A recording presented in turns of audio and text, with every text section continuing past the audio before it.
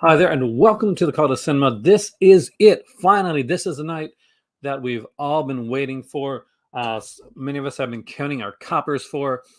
It is the halfway to Black Friday sale. Hey there, Ice, John, Dave, Gary, everybody that came in, and because I truly appreciate it. This is going to be one heck of a night. I've got caffeine ready to go.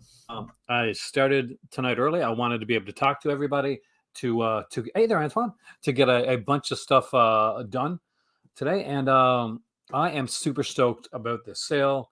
Um, I may have somebody jumping in for a couple minutes, and see, well, fingers crossed, because I did try to get a co-host for the show, but they it's been it's been hectic.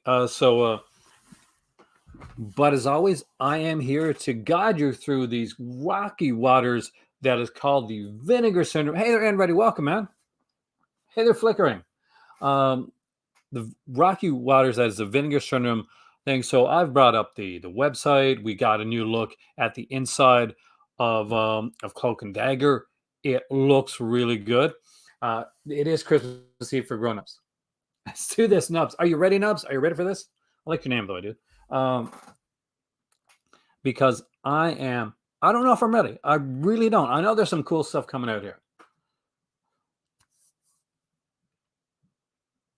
It's it's insane. And I would tell you, Ragnar, it's remember back in the day when it was like me. Remember back in those days. But you have some amazing people on there. But I am the OG, and that is what I will. That is what I will continue to try and be, as the OG. Was everyone guessing? Yes. Scared. Do you really think they butted Soul Man? Stendhal, welcome back. Really appreciate you coming back. Strange at work. Well, you can use them as a podcast. I'm getting ready to work on a podcast anyway, so like make my own podcast. So that's the thing you'll be getting soon. So if you say I'm kind of sick of his face, I just like to hear his voice, then that's coming up. It is going to be a crazy night. There's so much that is going to be going really quickly. There are so many titles. There's a few titles that are fairly low. I expect the VSAs that are under 1,000 to go within the first. If they don't go tonight, to go by tomorrow at least. I know Alley Cat's down there until like what 300 or so, 300. So expect that one to go. So if you're looking for that, when the saves were still something that I was excited about, then there is that as well. But there's so much. There is so much that we have to dive into when it comes to this. I've got the checklist put up because the site's down. So for those that haven't checked on it, this is what we have right now on the website.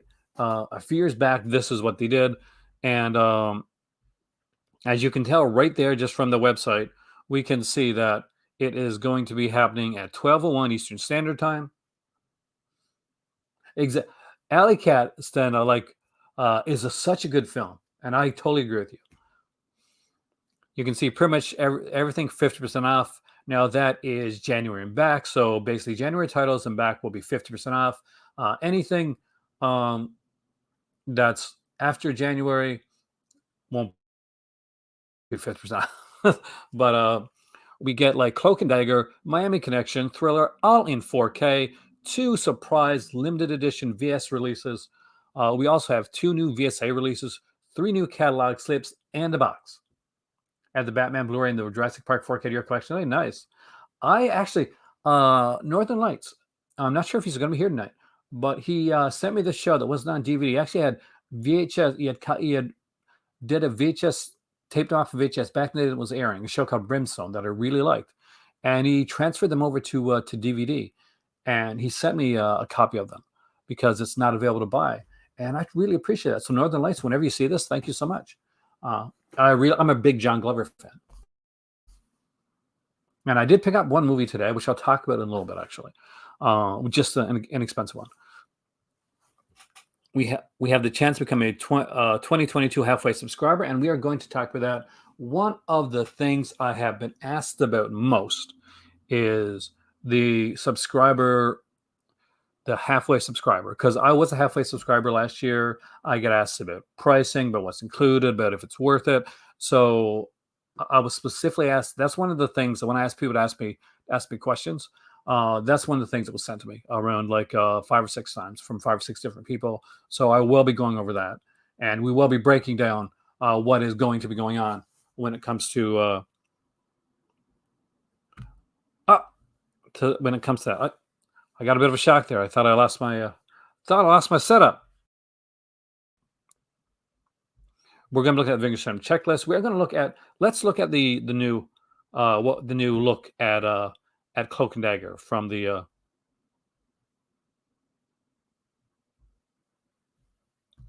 and need a horror flick with lots of nudity. There's lots of those there. Did you? Oh god, it's not in stock now. There was one. Elizabeth Caton had a VSA, Sean, called Necromancer. But there's a lot of horror stuff, lots of nudity.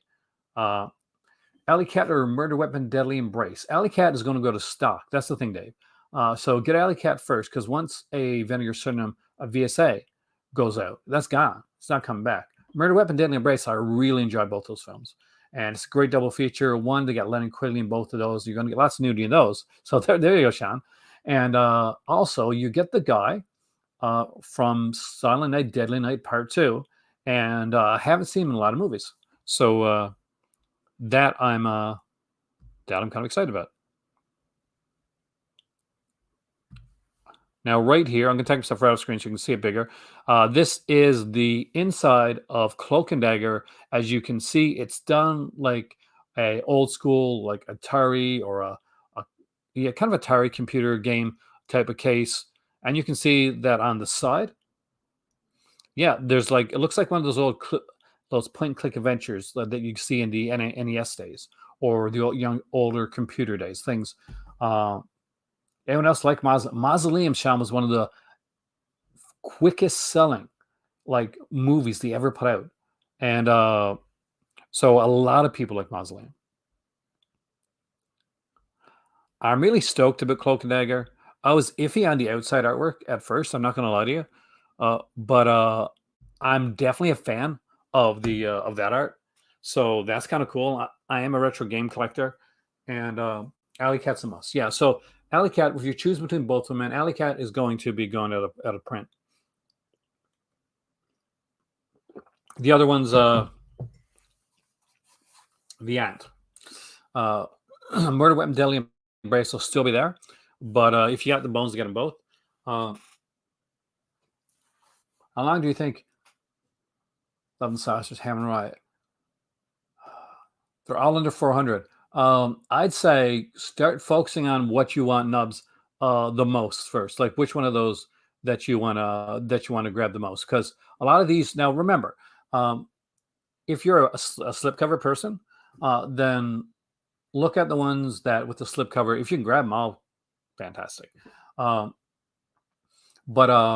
I'd say grab the cover you want the most first, because if the slipcover goes out of stock, you can still buy the movie.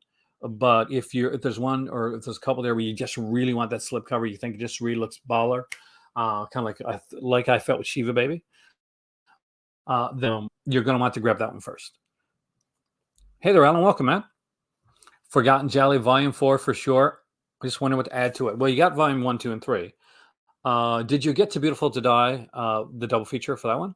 Because if you didn't, that's actually not a bad one to add to it. The good thing tonight, Dave, is I am here for the whole thing.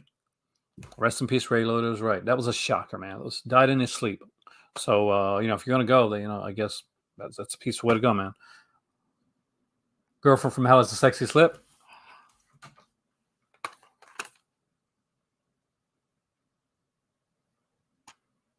I agree, man. We'll get to see all these, of course, when it comes up. If you're a Crimson Cult member, so if you're a part of my Patreon, after this video, we're diving over there, and we'll be there for the live reveal for those that have done it before, and we'll be shopping together and looking at stuff and getting reactions. So it's going to be a bunch of fun, a ton of fun when it comes to that. Ray Liotta was a shocker. That was a shocker. Happen to know if the inventory stock spreadsheet for Vinegar Syndrome stuff is still around. I haven't seen it recently. I know that there was some stuff that was fairly low. One went out of stock before the sale even started, but there's going to be a few. And here's the thing: we may not know for sure exactly how many's in stock because it's always close, but there's always like, okay, there's some that are at the archive, or there's certain titles that they may have like miscounted. So usually we'll find stuff that'll go out a stock during the sale that's not quite out of stock, or somebody might cancel something. There's a lot of things that go on. So if there's something that you kind of miss out on badly, then there is a possibility, not in June, because June is partner month. So June 3rd, by the way. So after the sale is over, the sale's going on to Monday night. But after the sale is over, then what happens is the site closes down. You start like sending stuff out. Subscribers get stuff first. People that pre-ordered during the everything bundle or the bundle stuff like that, they get their things sent out next. And then the regular guys like us get it sent out afterwards. But it all goes out pretty quickly. On the 3rd of June, the website will open up again, but only for partner labels. You will not be able to see or order any Vinegar Syndrome titles during that period of time. So if there's anything that's going to be like low price and stuff that you're really going to want, this is the time that you are going to want to pick it up. The good thing about this, knock on wood, the Vinegar Syndrome site has been pretty good at like not having too many glitches or anything with it. So it's been pretty much a smooth sailing when it comes to the Vinegar Syndrome stuff. That I can honestly give you guys more information on. And any questions that you may have throughout the night about titles, about things that you want to know, about things on the sale, about the breakdown for the subscription, we're going to go through all of these right here.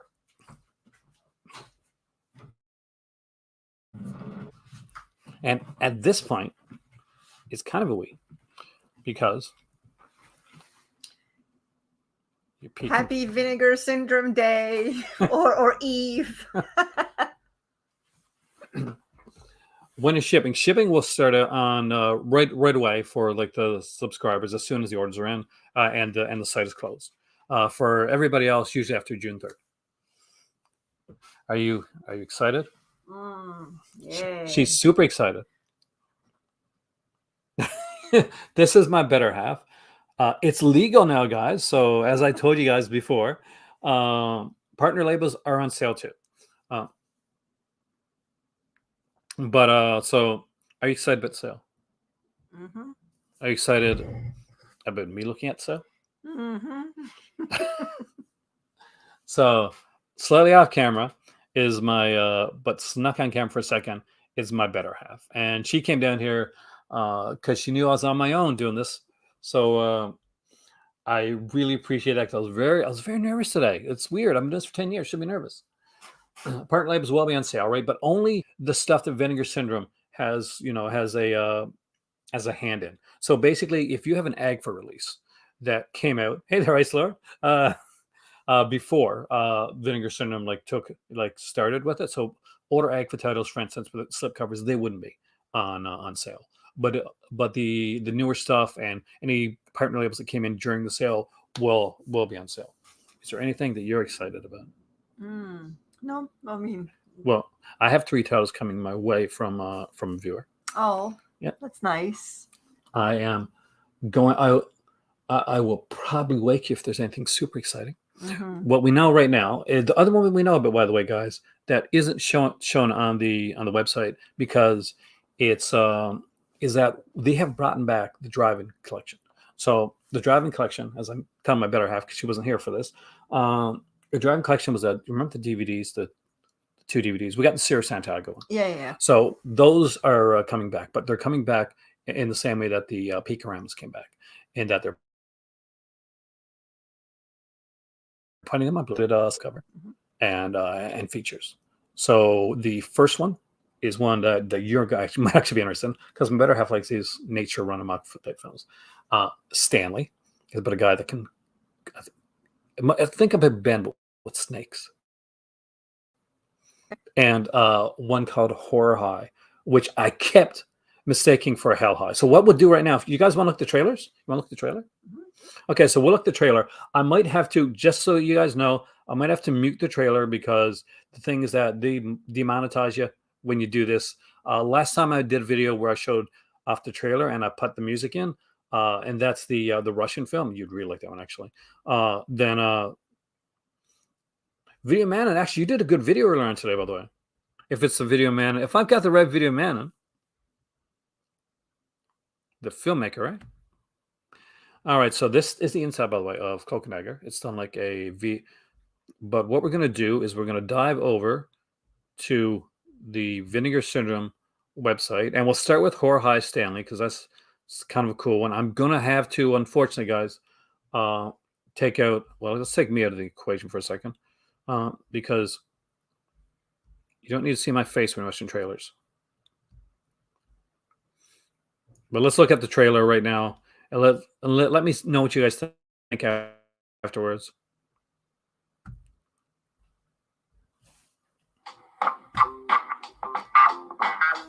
Guess I should.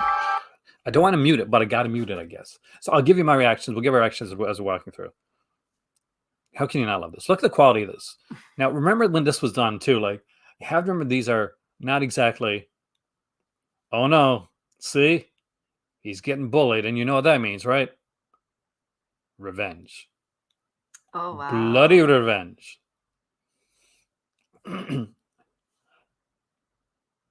Horror High. I wish I could listen to what this sounded like.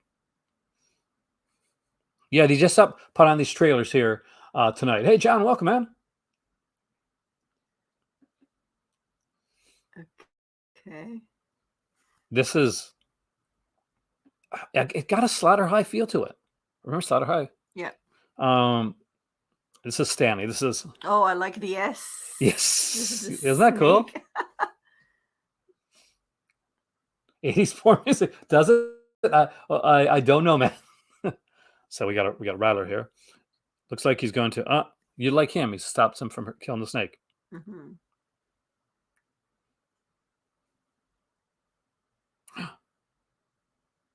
Oh no! I hope they didn't. Oh, Not Jesus. for real. Okay. Yeah, the Vinegar Syndrome theme music is from Wonder Woman. That's correct, actually, man.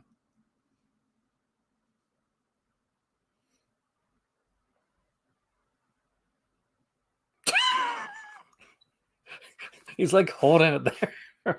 No, stop attacking me. I love this. Oh, yes. What are you thinking, guys? Tell me what you're thinking of this one right now. Double feature, Horror High on this side, on the back. We see there's the Stanley cover. I like the Stanley cover better, actually. Back in the old, this is like this. I like the way they did the drive-in collection.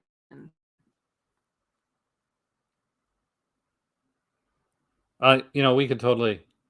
Horror High also goes by the name Twist a Nerve. Does it really? Oh, okay. There's another movie, but not Help. I don't need help, Google. We'll dive into the next one. We'll show. We'll go through all these, because we're going through these kind of silently. You guys can talk away, like make comments, all that type of stuff. Now, this is Cloak and Dagger. This is going to be in 4K for the first time. This is one you're really going to like. It's got Dabney Coleman and Henry Thomas from E.T.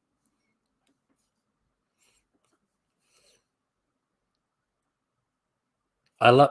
See, we have an Atari 2600, and no, that looks like oh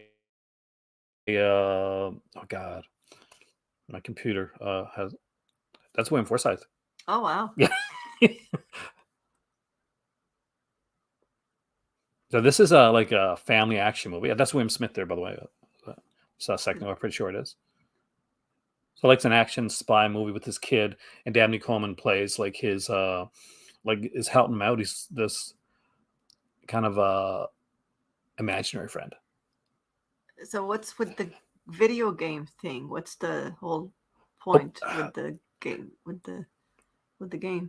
Well, the game is part of the Cloak and Dagger is a game like within this, but Mhm. there's a spy. It's like it's so well done, and it's like such a good little film. That's cool.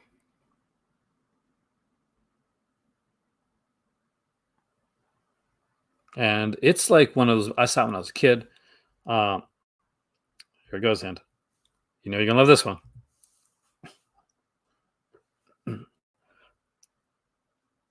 It's like an action version of War Games. Yeah, that's actually not a bad representation, man. Finally, a movie that's elements were thought to be lost because of a flood. Actually, Which one is this one? this is Miami Connection. Ah. Oh yeah, yeah. This is going to be like one for you. Mm-hmm.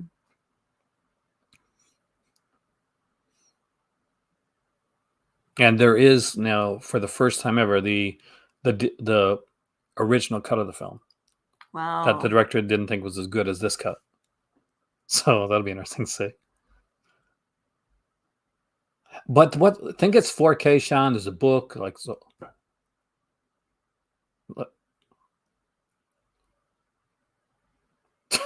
What in the world? Come on, little ninjas, and there's ninjas there. Is that the movie that they filmed something after, like later on, or was that a different movie? No, like they literally filmed it. The director didn't like it, so they refilmed it. And the both versions are on here, by the way, for the first time. Yeah. This is gonna be in 4K. Look at this cover. Like this is one of the ones I got coming. Oh wow. Still, I'll watch this over the Giulio Merhi films. Yes. That's more fun. And the one that I'm probably going to watch by myself, Thriller, Crow Picture. It is a revenge film. This has Christina Lindberg, who is famous for like, well, she's from Sweden. She's got the eye patch. Please, God, please let there be an eye patch that I can buy during this sale. Because that. Oh, and it's a pink eye patch. Or red one, one point. Like she was different Oh. colors. Oh wow. Sorry? That's pink. Oh, no, that's the red. one, Okay. yeah. Yeah, if you get War Fighter Games and Last Starfighter, Cloak and Dagger is a must. I own no copies of the Thriller, but having it in 4K with brand new features too, man.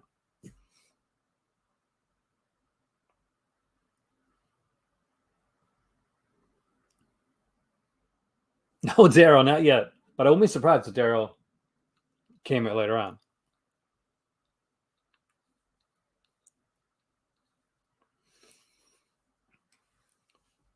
So what do you think? Yeah, no, not for me.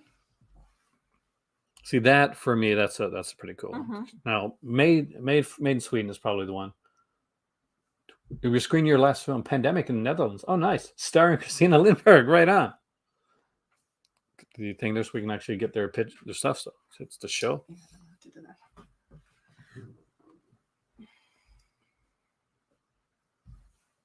So out of those guys, which ones are you most excited about?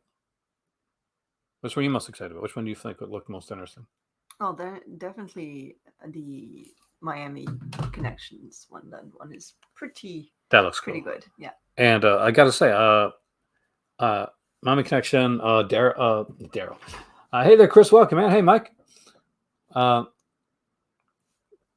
We're excited for Miami Connection. We're excited. Got to say it. We're pretty excited for. I am anyway. Cloak and Dagger. I think you'd like that one. And Jorge and Stanley.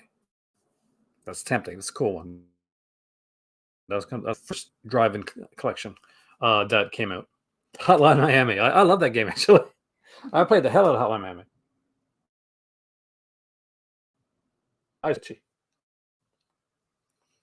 Got Miami and Cloak and Dagger pre-ordered.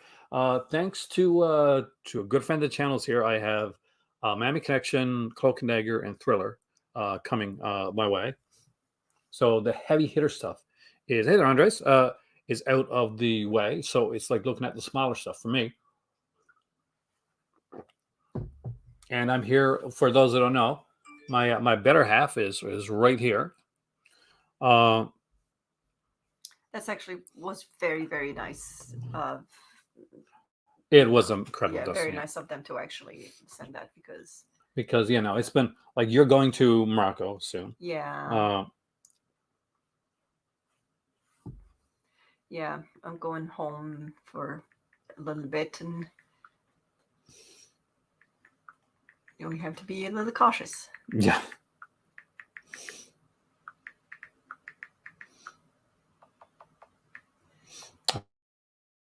It's got a Yeah, video man, I kind of agree with that. The eye patch, the music, the sound cinematography, and I feel Kill Bill has sucked out everything it could from Trailer. Trailer is a beautiful film.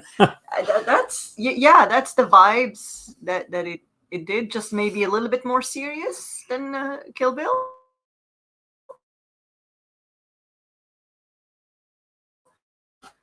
it does have a lot of that to it, Yeah, but Kill Bill is also kind of like more of like Tarantino's sort of because he takes from like other films, obviously. yeah. Well, Well, it's but an homage to things that he loves. So he gets it on that. yeah. At least he's bringing it back. Merci, Antoine.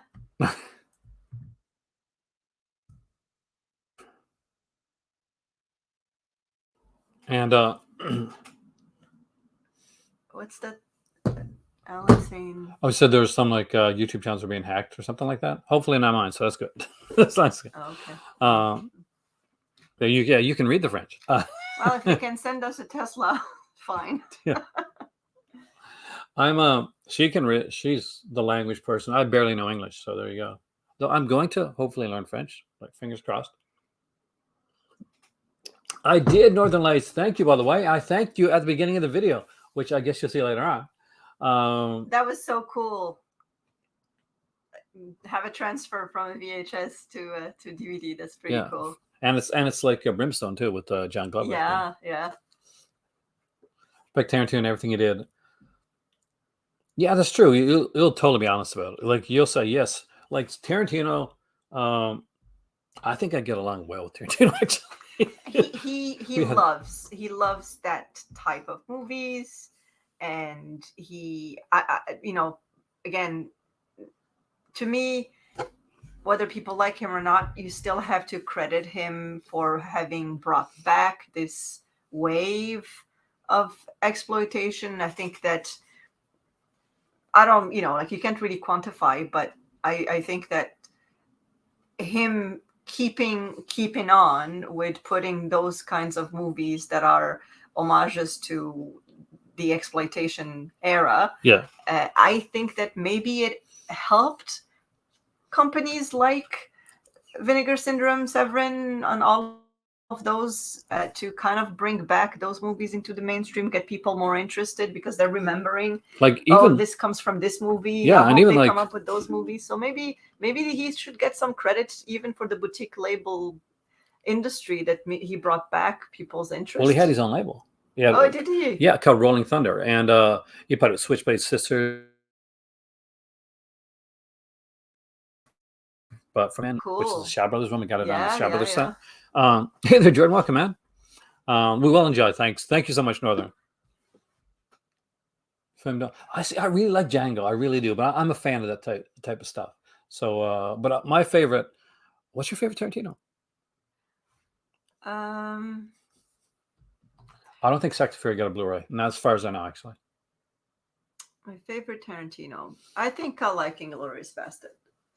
Yeah, that's a good one. It takes a that's a big. Well, I don't necessarily like war movies, like serious war movies, but things like The Dirty Dozen and like it's because they're fun and even though they are problematic because of course they're making light of horrible events. But it was entertaining. Pulp Fiction, is a Hateful Eight is one of my favorites, actually, James. It's underrated. John's right. Thriller does have some hardcore sequences within the film. There's going to be different versions of the film on there, so just like know that going in. So like, I don't imagine hardcore of nudity. Oh, just nudity or hardcore. Okay. But it's not. Isn't that a person that's supposed to have been attacked? So they're having a hardcore scene of that. I don't think they've ever seen. Okay. It's been a while since I've seen. I had to. Because maybe I would veto that.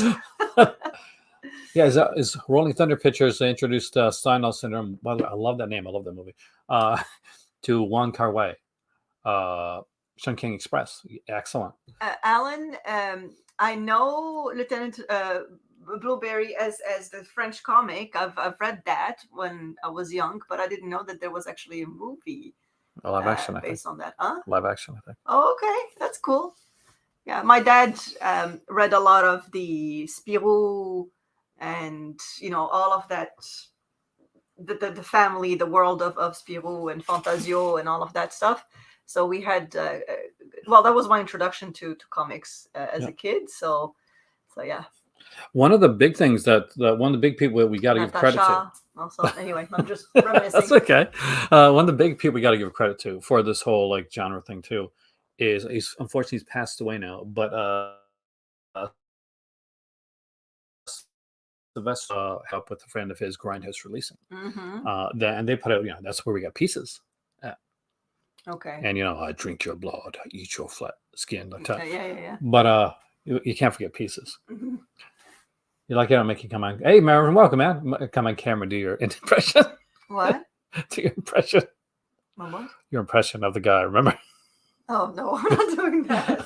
But that's my favorite face in movies. Like, I that definitely a memeable face. A couple of the Johns have hardcore sequences. Okay. But the AIP cuts it out for, and their version, which is, there's a version called The Color One Eye, which will be on there as well. Yeah, anyway, I'm not, yeah. Any plans to get some Mobius up in the Cult of Comics? When I can. I don't have any Mobius in my collection yet. Well, you probably have Mobius in your collection, actually, in Morocco. We have. I think my dad. Like again, it's not me. My father had a few, but my sister has. I believe it was a print, either a print or maybe. Yeah, I want to say a print of one of his art pieces. Beautiful. Of which one, Mobius? Yeah, like on canvas that she got when she was in Montreal. Oh, listen, I saw Bloody Moon. Jess Franco's Bloody Moon. So Bloody Moon, for those that don't know it, was a slasher film done by Jess Franco. It's actually put up by Severin Films. That's the most trusting character in the world. So it's a girl. It's like she's hitchhiking, right? Mm-hmm. She gets picked up by this killer. That doesn't really say anything. Mass killer. Brings her to there's what she thinks, I guess, is the club. To this place, ties her up. She's still cool with that. It doesn't get freaked out until a big saw comes. Oh wow! Okay. Vincent Cassel. Oh, there you go. One of your favorite actors. Yeah. Okay. I'll look it up. Yeah, it's definitely her type.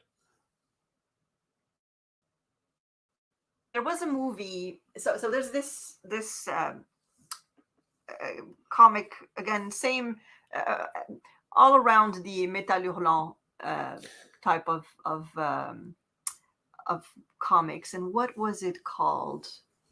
It was a very weird, very weird setting where it was this guy that he ends up in this world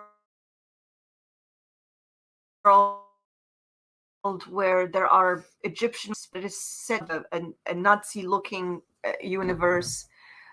Anyway, I remember reading that, and it was, for a very young person to read that, it was quite interesting. But then the French made a movie, and I think it's called The Immortals or Immortal or something like that. I don't know. I don't have my phone. You want to look it up? Because that would be... Check that one out. So, well, I'm going to let you guys know what she's looking that up. Sorry, I'm talking about off topic. No, it's okay. Oh, Master Cass is dropping in for a couple minutes with us, so that'll be kind of cool because I know he's doing his own thing later on tonight. So just whenever I see you come up on screen, I'll put you in here. So his is just finished filming. He's actually editing his film right now. So got another film coming out. Make sure that you check that out. He did Lalandra, which I definitely recommend. and Headless Horseman, which is coming out actually as soon as it gets it edited, and all the rest of that, like behind the scenes stuff is done. Jess Franco, Vinegar Syndrome is releasing a Jess Franco title. Which one? Did I miss that? Did I miss the Jess Franco title? It's coming. Jess Franco come from Vinegar Syndrome. Oh. You know me and Jess Franco. I have both books. Shout Factory released Metal Hurling, the complete series. Was it as I wanted it to be? But I did have fun with it. Yeah. So the comic I'm talking about is actually by Bilal, or Bilal, who is one of the most prominent artists in Metal Hurlant, and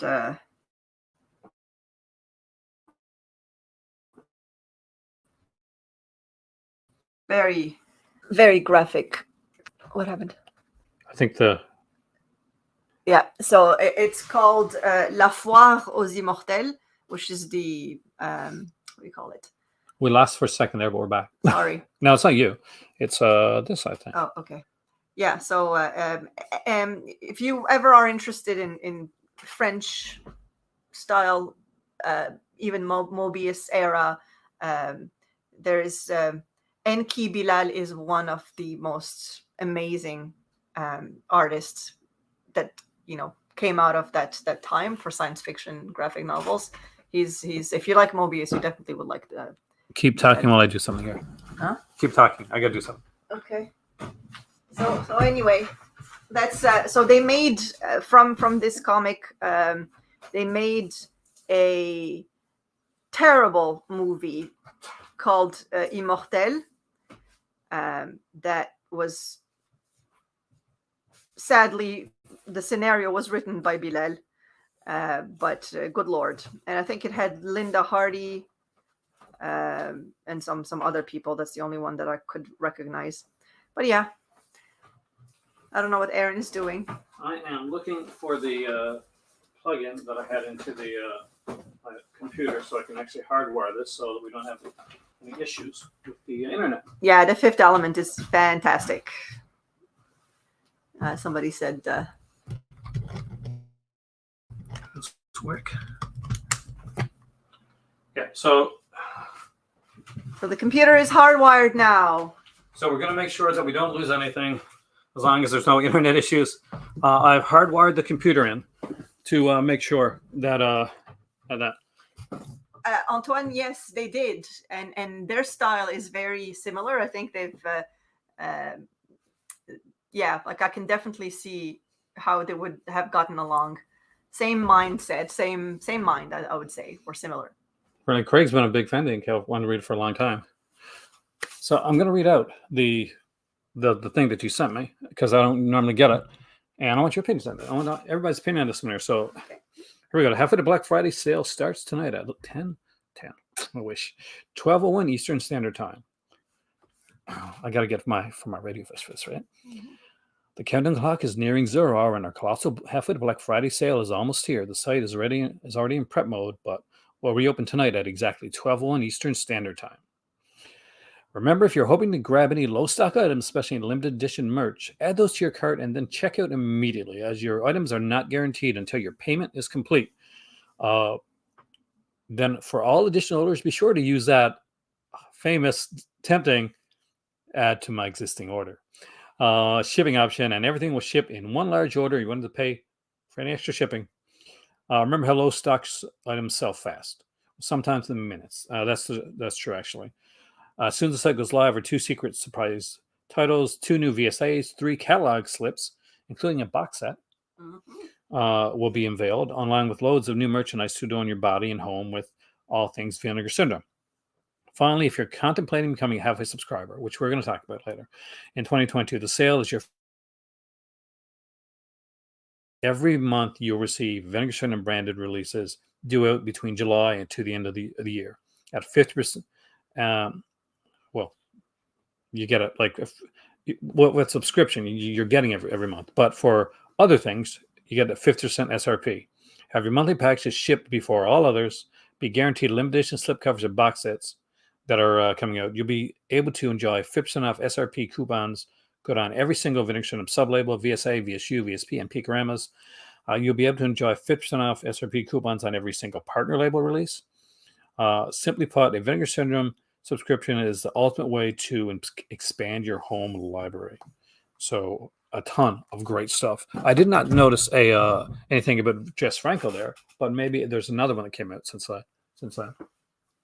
One of these days, folks that have been talking about Mobius and other artists and some of the French comic books, or like original stuff. Maybe one of these days we can look into making like a little video. Called a comics one. Yeah.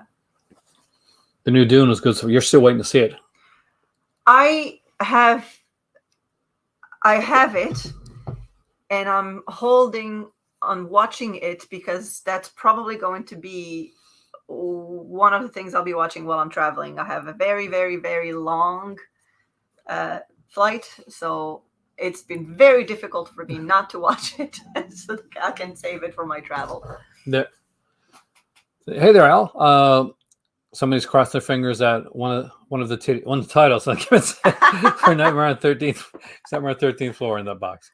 Well, the box set, Video Man, is going to be stuff that's already come out. It's got a legacy box set, much like they did for the last sale when they did, what's it called, the Rue de Remorse set. Some people think it's going to be taboo. What does your better half think of Bellitis? I don't think she'd ever watched that one, actually. Ragman, to be honest with you. And considering the director thing, I probably would not.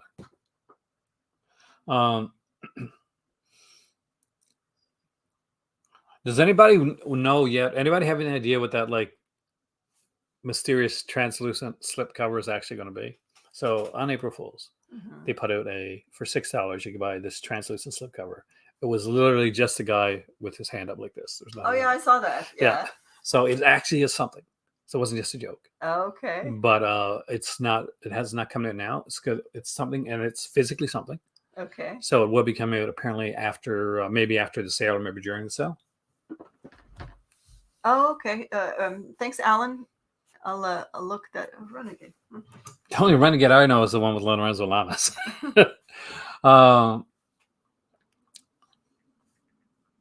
It was real, man. I thought the same thing, but actually, it's real. It's a real thing. It's really happening, and it's not obviously it's not an invisible slipcover, but good on them. Much like when Xbox showed the Series X, people made fun of it and said it looked like a refrigerator. So Xbox then went out and made a miniature Xbox Series X refrigerator to kind of like to go into to lean into the joke. People make jokes all the time about Vinegar Syndrome and their prevalence for slipcovers and gimmicks. So they did that, and I thought that was pretty genius. Yeah.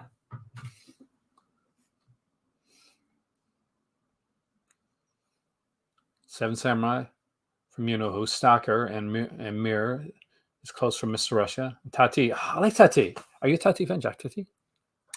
You ever seen many? No, I didn't see a lot, but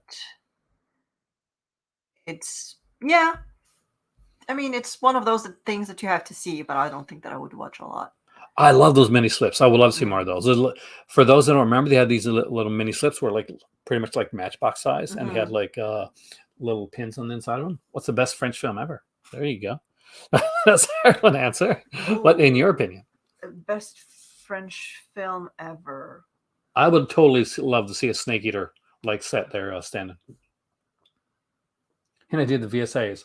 I'm gonna be disappointed here, Ronald. We could get more Billy Blanks, more action for sure. I'm behind on a couple of VSAs. I collect the VSAs. Those are ones that I do collect. But I don't have the Don Dragon one. I don't have the Grave, and I don't have TC 2000. I don't want Fortress America, but I hate that when you start collecting something and like they're solid, like pretty much all the way through, and then they put out this like one glaring release in between, and you're like, I don't want this movie. It's difficult for me to say the best French film, because it depends. Like there are a lot of I liked a lot of the Jean-Pierre Melville movies that were, gangster style movies that had Lino Ventura, which is an amazing actor. I liked some of the fairy tale, and a lot of them actually. Well, some of them were French, but others were like kind of like collaborations with other countries. But like the old ones, La Belle et la Bête, which is Beauty and the Beast, the Jacques Demy. I want to say, like, as far as I was entertained, Jacques Demy movies always entertained me. So like things like Podan, I love Podan. and what is it, like the one that was my favorite one that I can't remember the name of The now. Two Girls of Rochefort. Yeah, les Jumelles de Rochefort or something like that. Les Demoiselles de Rochefort. Les Demoiselles de Rochefort, definitely. I think, yes. So growing up, that probably was the movie that I liked. Like, because I've seen it at a great age to, so obviously there's the Godard stuff, but honestly, like I sometimes I'm going to say it and people are going to hate me, but some of them I find them a little bit too pretentious and boring. But that's just me. Like Bergman, like you mean? Like Bergman, yes, absolutely. And for those who like them, that's absolutely fantastic. And I recognize the genius of these folks, but not really my thing. I like to be entertained, and I like the silly stuff. The Samurai. That is one of yours. The Samurai, yes. Well, he was, that was peak. Yeah. Godard is fine. It's I find like there's a lot of directors that you need to know if you are a fan of movies. You need to see, kind of like get what their stamp, what their art is about. But I don't necessarily need to love what they do.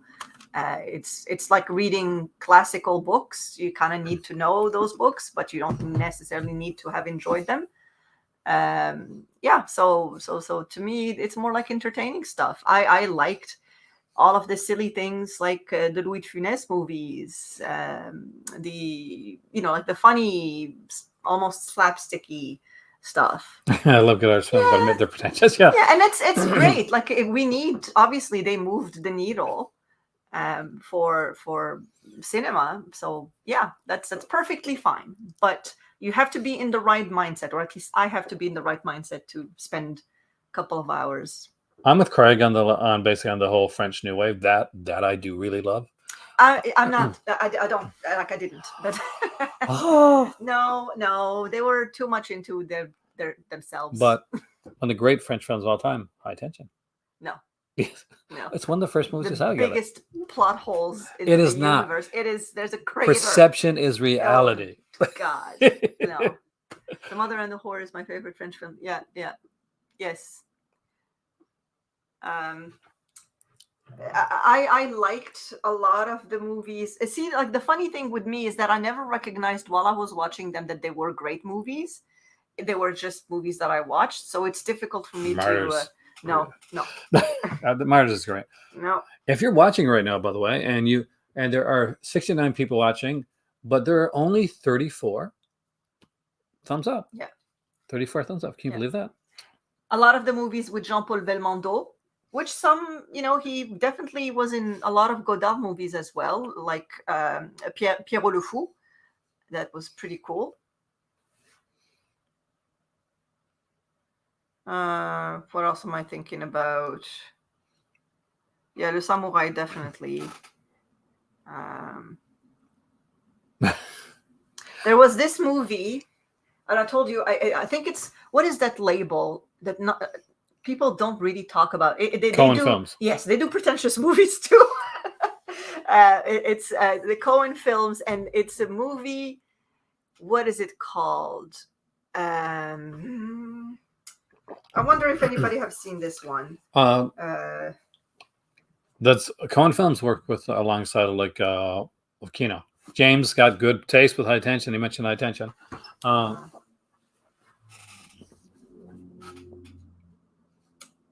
is it called?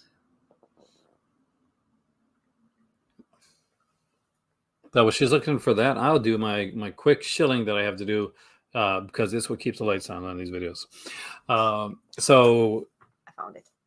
Right there, scrolling by. If you want to help me actually buy something in this sale and not have my better half like stop me in my tracks, the donation button to write down the donation link right down there helps the channel. If you can, fantastic. If you can't, hit the like button. Either way, love you guys. If you're going to be on for the big what we're doing with the big Patreon one, the link's in there for that too. I think we got a what's the film? Because we have somebody coming in. Okay, so it's in English. It's called Beauty and the Devil, and in French, La Beauté du Diable. And it's a French Italian. There was a lot of I'm sure I'm telling you this, but everybody probably knows that a lot of movies were done in collaboration with different countries, like France and Italy, or France and Spain, and all that stuff. But this one is directed by René Clair, which is a pretty famous director, and it has Gérard Philippe, which is also a legend in French cinema, and Michel Simon, which is also a heavy hitter. And basically, it's the Faust, or an adaptation of the Faust story. And I absolutely love that movie, and I would love to find it. And the only company that I have seen put it out so far is Cohen Films, but I'm sure Jean Cocteau's Beauty and the Beast is the masterpiece. That's that. That is Master Chaos, but hey. All right, well, I'll let you hear it. Can you hear me? I can hear you. You're there? My better half is here with me. Hey, how are you, Hind? Good, how are you? Good. I'm in the middle of a family event, but I snuck away for like 5 minutes just to pop in and say hi to everybody. Oh, that's so nice of you. He's actually editing a film right now too, so. Yeah, it's a busy time. I have my camera off because it's kind of sunny and there's like a whole bunch of it's at a school event, so I'm gonna keep it private. But I'm here and let's chat with Vinegar Syndrome, my man. This is the big night. Well, I guess sort of halfway to the big night, but still pretty big. I'm excited about this right now. This is one of the big ones for me. I know you're going on doing your own thing later on too. Yeah, I'm so once the family stuff, right? Yes. But have you got any? Well, you got stuff coming anyway. Is there anything that you're like, okay, I can't wait to get out of this new stuff? I'm gonna be honest. No, not really. I mean, I have Thriller on DVD. I don't need it on 4K, but as a subscriber, it's coming anyway. Miami Connection, I love, but I've seen it to death. I don't need it on 4K. What's the other one? Cloak and Dagger. Cloak and Dagger. I love that movie very much. It's been a while since I've seen that, so I guess if anything, it's I'm looking forward to revisiting it, but it's not something that I'm chomping at the bit, because I've had it on DVD for a while, and I just never got around to rewatching it with my son. So I guess now I'll watch it on 4K. But yeah, honestly, nothing's super exciting to me. I mean, I want to know what the surprise titles are, and I mean, there's hints as what they could be, and then there's also the VSAs, which you and I talked yesterday. We're not pretty excited about at all. So I don't know. I don't know. I to be completely honest, I'm not 100% excited for anything, but except if anything, Cloak and Dagger, just because it's hopefully going to get rediscovered by a lot of people. Now, what about bringing back the driving collection with the Horror High and Stanley? That's actually, for me, is one thing I'm actually super excited about. I'm a better half on actually getting, because I do like those films. I don't remember Horror High so much, but I do kind of remember Stanley. Yeah, I'm with you on that. Stanley is one of my favorites. It's actually probably my favorite William Griffey movie. It's William Griffey, right? Or am I thinking of somebody else? No, I think you're right. Yeah, it's great, and I was kind of bummed that it wasn't in the box set, So I'm glad it's out. It's a really solid movie. I think you described it as Ben with snakes. That's exactly what it is. You know, it's a good movie. And Horror High, I'm sure I've seen it, but there's like 1,000 movies with a similar title, so I don't remember it. I know, like I got a mistaken with Hell High first, like, and luckily Hell High is actually coming from Arrow Video because I do like that film. Yeah. Yep.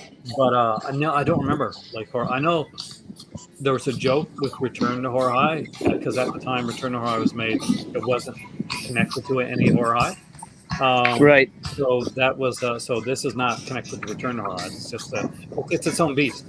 But I don't remember. I don't remember it at all actually. And even when I look back on it, it kind of reminded me of like Slaughter High a little bit.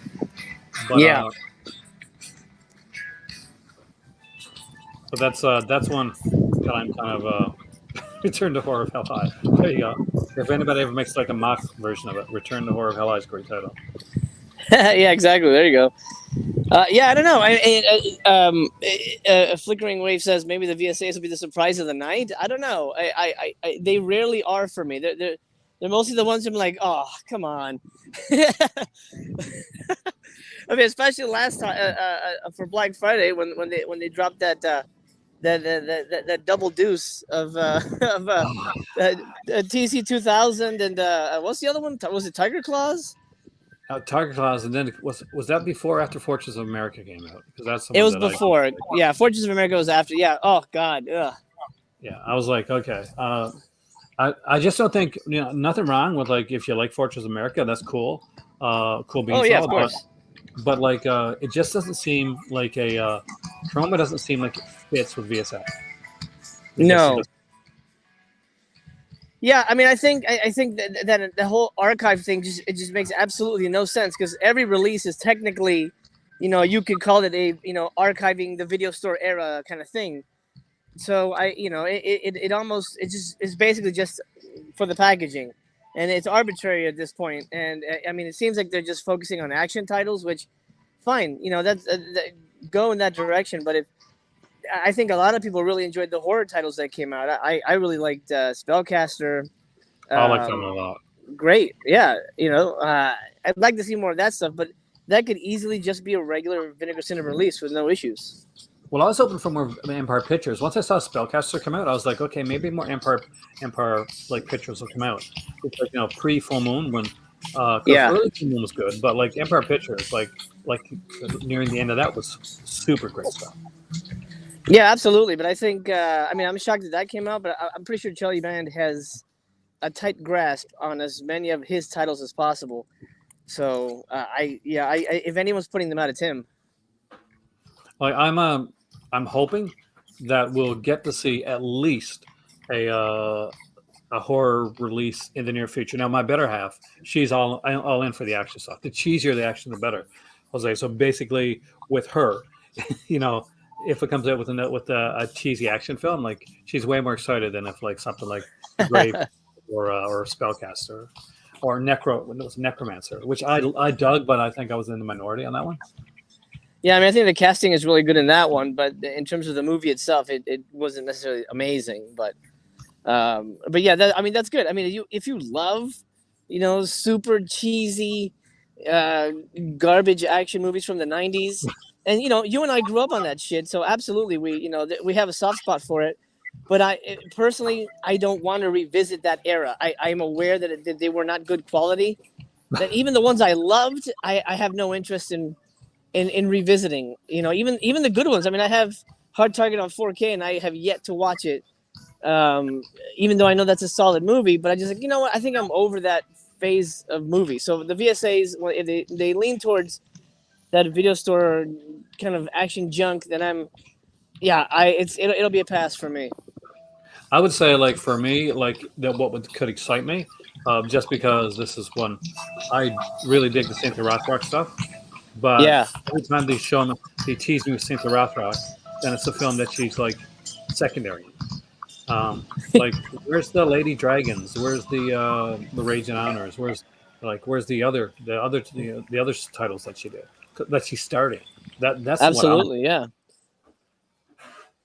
Yeah, I think they're either they can't get them or something. I mean, Righting Wrongs is coming out from Eureka or somebody.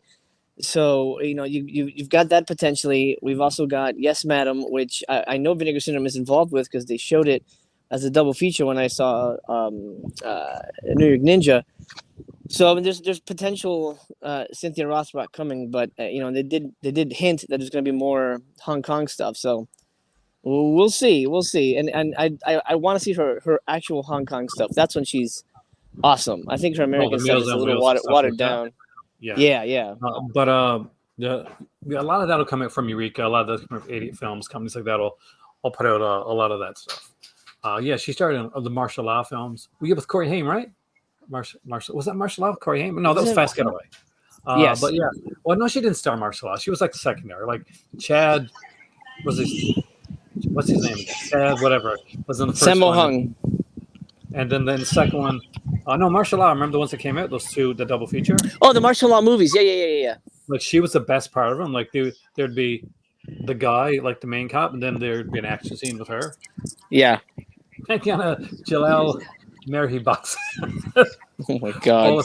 Too. See that for me, I know a lot of people love that type of stuff, but the Ebola syndrome is not my bag, man. When they said they were going to do another genre, I was excited because I said, "Oh, yes, well, another genre. Maybe we'll get some Western. Maybe we'll get some martial arts films, some actual like Hong Kong martial arts films, East or West. I'm good with either.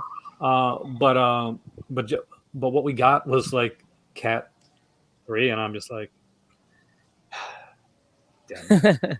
Yeah, I don't even know if that's. I mean, I think it sold well. I mean, it's hard to tell. They don't really say anything, but like it was popular. Like a lot of people loved it. Like it's not my bag, but I'm in the minority with that one. To be honest, like I know. Why don't I like Ebola syndrome? I don't like animal cruelty. That I don't think that's you ever need that in the film. And I just overall it wasn't for me. The commentary is fantastic. If I could listen to the commentary with it watching the film, it'd be great. Yeah. Hot takes, man. Hot takes tonight. No. I mean, hey, here's the thing about Vinegar Syndrome. I think out of every label, it's the most divisive. So many people say, "Oh, yeah, exactly." Some people say, "Oh my God, I love Cthulhu Mansion. It was so creepy," and then somebody else could say, "It's the most boring thing I've ever seen in my life." So it's so divisive, and I think that speaks to the kind of wide range of movies they release.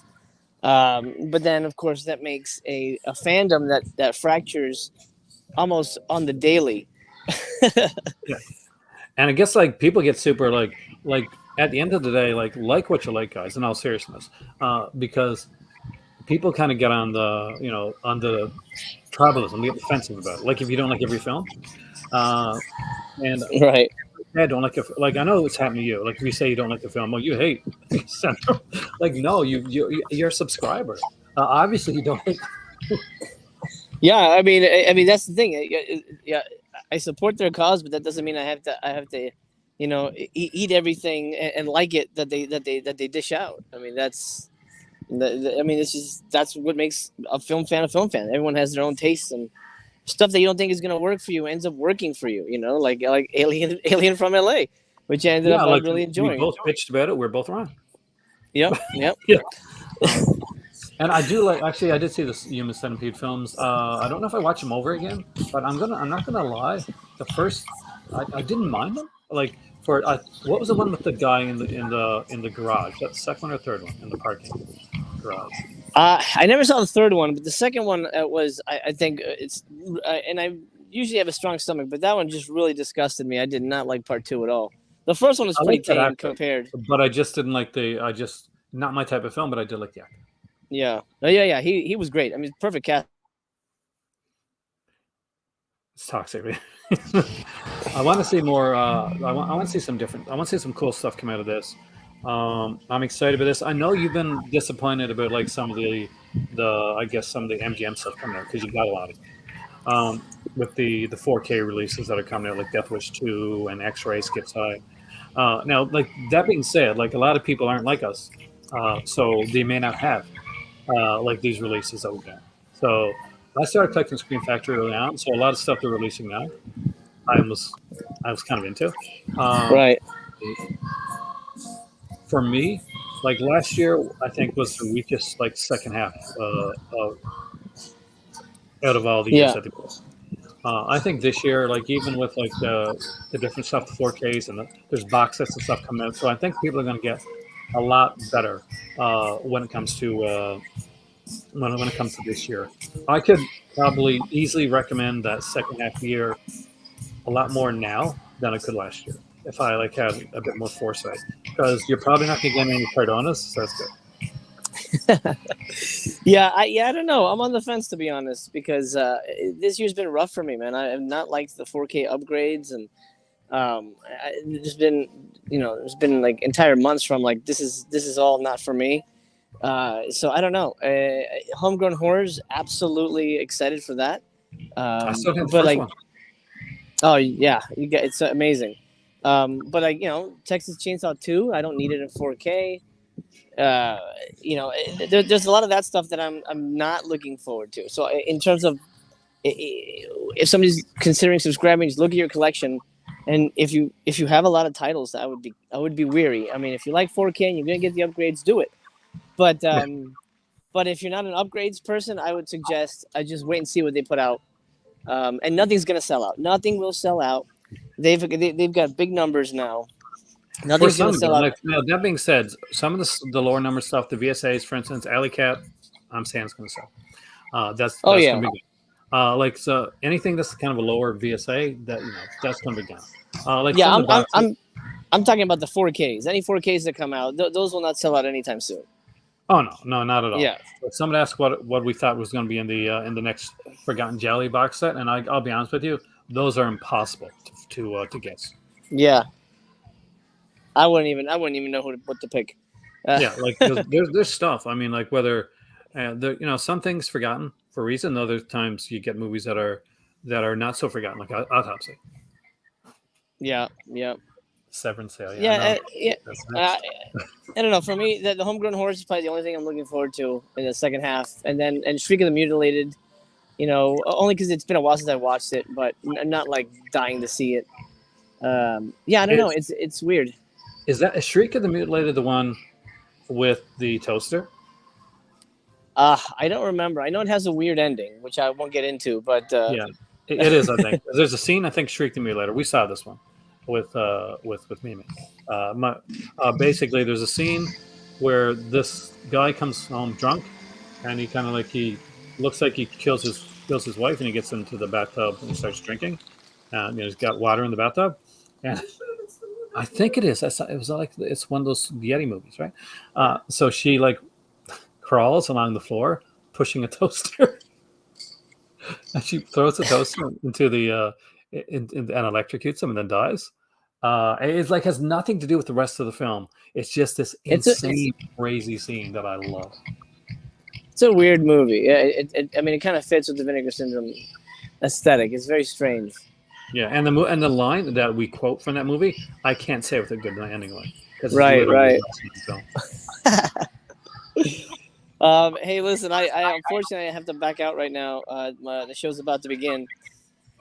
Enjoy your time with your little ones, and say hi to Mrs. Chaos and the kitties for me, and have a great night, man. Thank you so much for coming. Thank you, brother. Good luck tonight. Remember to stay hydrated and go to the bathroom before the show starts. That's my only time to go. Yeah. All right, everybody in the chat. We'll see you soon. Take care, everybody. Bye. There we go. Hello. Hello.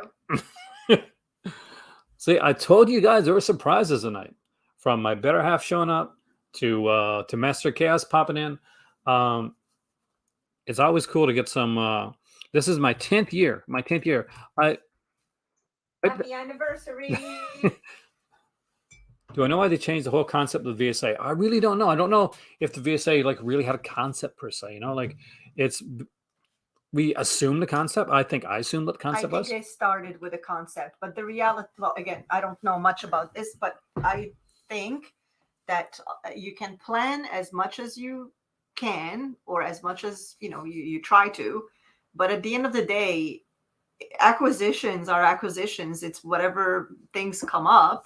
Sometimes you plan, and so I think they may have had maybe some kind of a theme with that, and then you got a couple of acquisitions. Where do you fit them? You fit them where you can, and that's fine. Like at the end of the day, nobody has to get every. I'm like, he knows I'm super OCD when it comes to like the collecting and the numbers and stuff like that. And I think the VSAs were so far has been the one title that I've been able to collect without like feeling overwhelmed. Because everything else, like I started collecting Vestron, and then they started putting them like at super expensive prices, and then they're hard to get. And I was like, I can't. No. And then like I don't want I like Vinegar Syndrome, but every Vinegar Syndrome. That's the thing, right? Yeah, but I think that the healthy collecting to me, and I'm not a collector, I'm an enabler of a collector. I think that I really agree with Master Chaos in a way that like you can support the company, but you buy what you want. You don't go and buy things that you're not necessarily going to enjoy just for the sake of having that number 1, 2, 3, 4, 5. Skip a few numbers. So what? Because you're not interested in them. I think that, and the weird thing to me is that when we started collecting Criterion, we never cared about the numbers. No, we did we knew that you could never get all of the numbers and have them, like numbered and all of everything. We didn't care about the format. We just wanted the film. It was DVD or Blu-ray. Absolutely, and that's the thing that surprises me a lot with the people's reactions with Severin and Vinegar Syndrome and all of these other labels. It was like, why can't you just be happy or indifferent that some movie comes out, and if you can afford it and you want it, then get it. Who cares about everything else? I don't know. Like, it seems to me that it's fine to get excited because it exists, because there are people who are able to put these movies, but they should go to the homes of the people who want them the most. Yeah, I agree. I mean, like if you were able to, like Severin, I wasn't able to do it this time, but the best time ever, and it's still going on right now. Severin had a DVD sale, and like if you didn't want like a movie like $20 or $30 or $40, you could buy the DVD version for like anywhere from $7 to $1. So that's if it's a film, you want to watch the film. At the end of the day, that's just as good. All the features are there. So that's, for me, that's fantastic. But I collect like all the different formats. It doesn't matter to me if it's a DVD or Blu-ray or 4K. I like 4K. I'll be out there and I'll say I like 4K. We like 4K. But we don't have to have everything in 4K. The absolute best thing about any movie experience is to be able to share it with others. That's the key. Yeah. You need to watch them. What's the point in having something that's going to sit on a shelf and never get shared or watched with other people? It baffles me. Buy things that you like and that you're going to be using. And yeah, because at the end of the day, as nice as a slipcover might look, guys, you don't put that into the player to play. And that's why I know that you like 4K, and we do. Like, for me, I'm a little different from you. It's not the end of the world for me. I am perfectly okay watching a movie on that is a DVD. But you like ones. There's certain movies where you're like, okay, I want this one in 4K. Like, we'll have a conversation. You're like, yes, if I'm going to get this one. Well, if it's there and we don't have it, and it's one thing that, again, it has something. Like, for example, we have Thundar on DVD. Yeah. Right? And I'm so happy because that's one of my favorite Hanna-Barberas. And now there's a Blu-ray for it. And I said, oh, the image, and specifically for animation. So obviously it's going to be much, much better.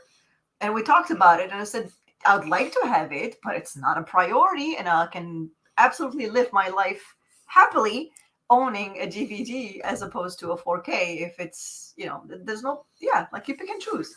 It's not the end of the world. I think when it comes to like 4K like titles, what you look for, guys, is some people say, well, we want newer titles in 4K. Do you want older titles in 4K? Movies that are already shot with the 4K release, whether you get a Blu-ray or the 4K edition of it. It's been shot in 4K, 6K, 8K, whatever. That it can only get so good. When it comes to actual like movies that can actually benefit from it, it's older films. It's older films, cartoons, stuff like that, because you've got film that you're working with that can be remastered, that can look better, that can sound better. Because 4K is not just with the picture, 4K is with the sound as well. If you want to get the Video Man's. McBain. Oh, I love McBain. Oh, somebody else got it. Warlock's here. So, yeah, Warlock got it for me.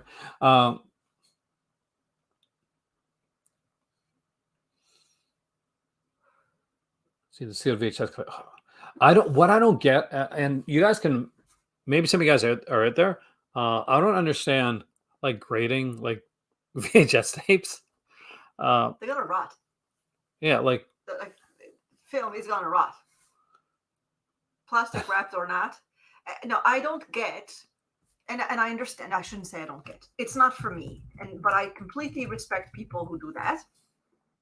If I buy something, I want to use it. Putting some reasons off the spline of Criterion release in the videos because I don't remember to look up my films. Now there are people out there that I would say that have every Criterion. We used to watch this guy, and he would like that's all he would buy. But that was his thing. Yeah, that's it. That's all he did. Like he bought Criterion and all the just Criterion. And if I was as focused as that, then yeah, that would be super easy for me to like buy. But honestly, that guy was a fan of those movies. That was his type. He enjoyed them. He watched them. He, so yeah, it's fine. He totally knew the films. I'm absolutely okay with people that do that. But yeah, I don't know. For me, buy something that you want because you're going to use it, whatever it is. Kubrick there, he said that he knows that you like David Bowie. That's an understatement. There's a movie called Moon Age Daydream in theaters in September. I guess it's a bit Bowie. Oh. She actually met David Bowie in an elevator, and for the one time in my wife's life, she was quiet. Yeah, she was awesome. I didn't know what to do. It was who was he with? He was with Iman, his wife. So yeah, I think I was starstruck by her. Like she's gorgeous. She was tall. Was she as gorgeous in person as she seems? She's beautiful. Oh my god. Hey Jay, welcome man. Jay works with Delirium magazine, which is one of the magazines we still need to get some of. They're not around here. Do I like the 1998 version of Lolita? Do you? I do. I don't. No, I prefer. Yeah. Kubrick. Yeah. Well, yeah, Kubrick's a better version, but still, I don't think there's anything wrong with the newer. No, it's just. Dominic Swain, right? Whatever happened to her? Like, scared to death. Solar. Do you think it's gonna be Solar Babies? I saw Solar Babies like in theater, Jay, and at the time I didn't like it, but I don't know. Maybe it's about like that's your type. It's kind of like a science fair. I think is that more they got where they're on roller skates? Yeah, I think so. Neil, welcome in. Yeah. Daisuke is definitely hardcore into Criterion. And again, it's somebody that is passionate about it, watches the movies, knows his stuff, man. What an intelligent guy. Respect. And a nice guy too. Respect to people like that for sure. Saw her last in Arkansas State Women's Prison. Oh no. But we all got to work, man. I can tell you right now, I would love to be in Arkansas State Women's Prison, because Mill Creek needs to start releasing 4Ks. Ronald, I think eventually it might. Like everyone is slowly coming around to it.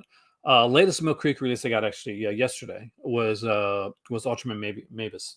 So that's actually pretty cool. And it's got the complete 50-episode TV series, a feature-length feature film, and 3 kind of side stories, which I guess in the anime world we called OVAs.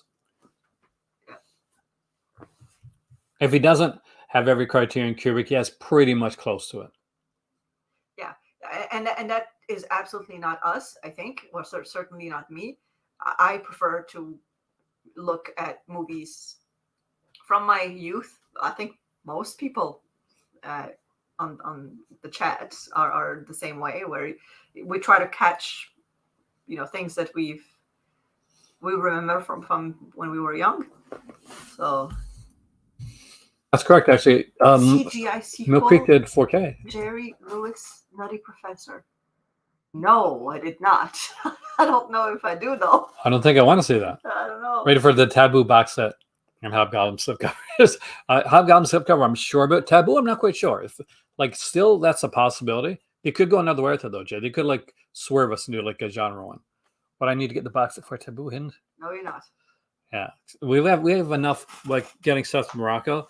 That's semi questionable. So Semi, Aaron. Semi-questionable. Box set of Taboo would be no. That would be a no go for me, no matter how beautiful it looks. But if you don't own the films and you like that type of film, yeah, fantastic. AJ, I agree with you. You bought it for me. You bought it for me. Yes, because you were annoying.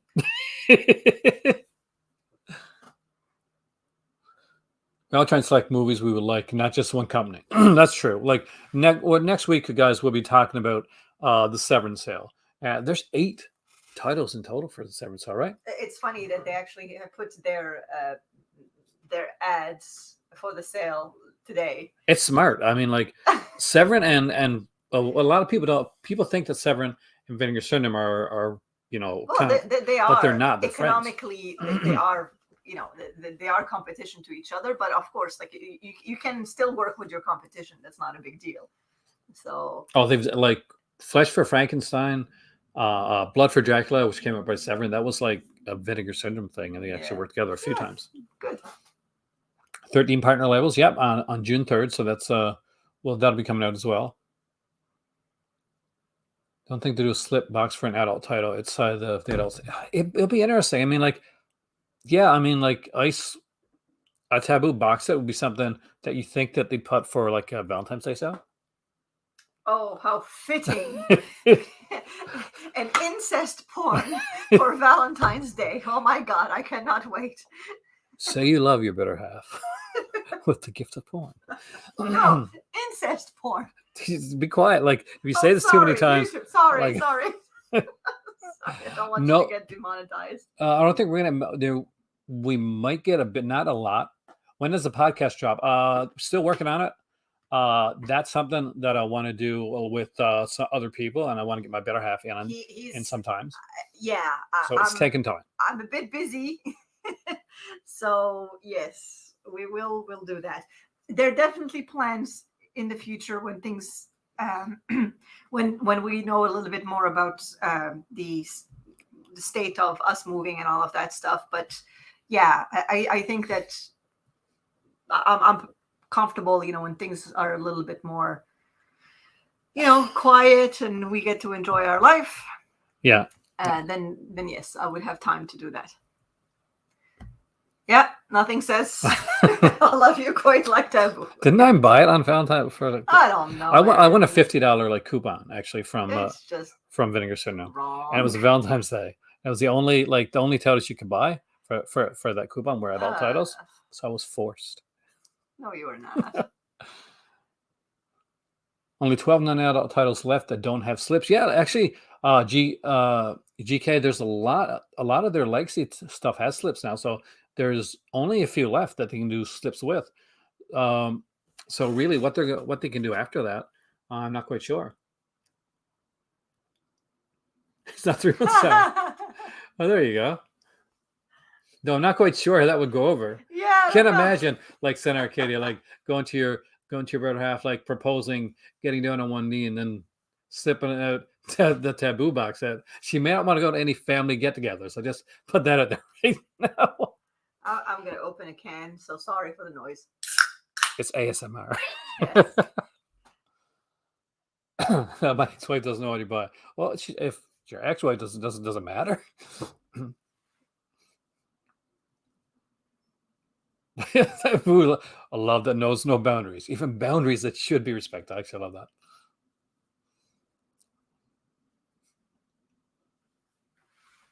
Stay safe, man. Video man, it is a hectic time right there right now. Hot and Saucy Pizza Girl is actually such a good film. It's an adult title, but it is such a good film. You can take all the adult titles out of it, adult scenes out of it, and it will actually play as a good movie. My wife knows I watch more. It's fine. Like I don't have any. Like she issue bought with that. adult movies like, for me, you watch and what she you doesn't wanna watch. She doesn't watch it. I don't care for it. It's definitely not. But I don't mind. What I mind is that we have to bring it to Morocco, and that's an issue. But let's move on from there. Yeah, let's go. Okay, let's go on from that stuff, guys. There's a lot of stuff coming out that we're super excited about. If I have, I got 3 coming. If there's the VSAs, it'll be interesting to see what to do. That's going to be action VSAs. Mhm. So this could be good, or it could be TC 2000. Well. Next year, 10 films, 10 years thing. Yeah. Anything to declare? Yeah. Well, I do declare. Well, I do declare. Do not check my suitcase. VS Action. Can you go through the titles you will buy this time around? Very little, actually.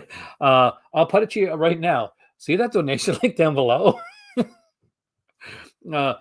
If anybody wants to hit on that, and that'll get titles for me. Right now, if I'm lucky, and that's priced right, I'm looking at Horror Hotel in Stanley. But that's I'm my better half's going to Morocco in like 3 days, so we need to have as much disposable income for her, just for any emergencies, anything that comes up, and for the trip there as possible. So that's going to be paramount for me right now. A lot of the part of the sale is I'll be going vicariously through a lot of you guys, and I was lucky enough that Dustin reached out, bought me Thriller, bought me Miami Connection, and bought me the Cloak and Dagger one. So that's with that was amazing. Yeah, a little bit of ASMR for you. Yeah, there you go. It is. I mean, she hasn't seen her family I think it's 2 years now, right? 3 years. 3 years. Yeah. So it's been a long time. I would love to see an Uncut Cop the Devils. I'm a huge Ken Russell fan. So, oh yeah, I actually do like the Super Mario Brothers one, the one with Bob Hoskins. I'm not down with the new one that's coming out though. Like, screw that. Chris Pratt is as Mario. Whatever. And he's not going to be doing the it's me, Mario, any part and label picks. Look at Fun City Editions. If you don't have all the Fun City Editions titles, you can't go wrong with any of those. I would definitely say go with Fun City Edition. Uzumaki's a great one. I love Ginger Ito. So the film's actually pretty cool too. Texas Chainsaw Massacre 2 4K. Ken Russell, Kurt Russell. Kurt Russell, man. I like Ken Russell. I gotta go Kurt Russell. What do you think? Texas Chainsaw Massacre's coming in 4K in October, maybe September, October for Severance? for Vinegar Syndrome? Yeah, they've got a big deal with MGM, so that's why they got Death Wish 2 on 4K now. I don't know. Why? I am with Master Chaos. Why? So you can see no more no and it's yeah, no. Batman in 4K. Batman's actually really good. We enjoyed that. Yeah. It was a longer film, but this is probably gonna everybody's got their own opinion, so just gonna say that before I say this right now. And I could watch it without feeling a bit of pain, which I did feel a little bit of when I watched Zack Snyder's Justice League. Yeah. That was way too long. Last Temptation of Christ was filmed. Was that filmed in Morocco? Last Temptation of Christ? I think some of it was. Some of it was. I think. A lot of films, actually. If you ever saw Game of Thrones, some Game of Thrones, Video Man was filmed in Morocco. And there was I think Prince of Persia actually was filmed over there too. A lot of movies. A lot. We have a thriving, I shouldn't say we have a thriving movie industry. We have a thriving location yeah. movie industry.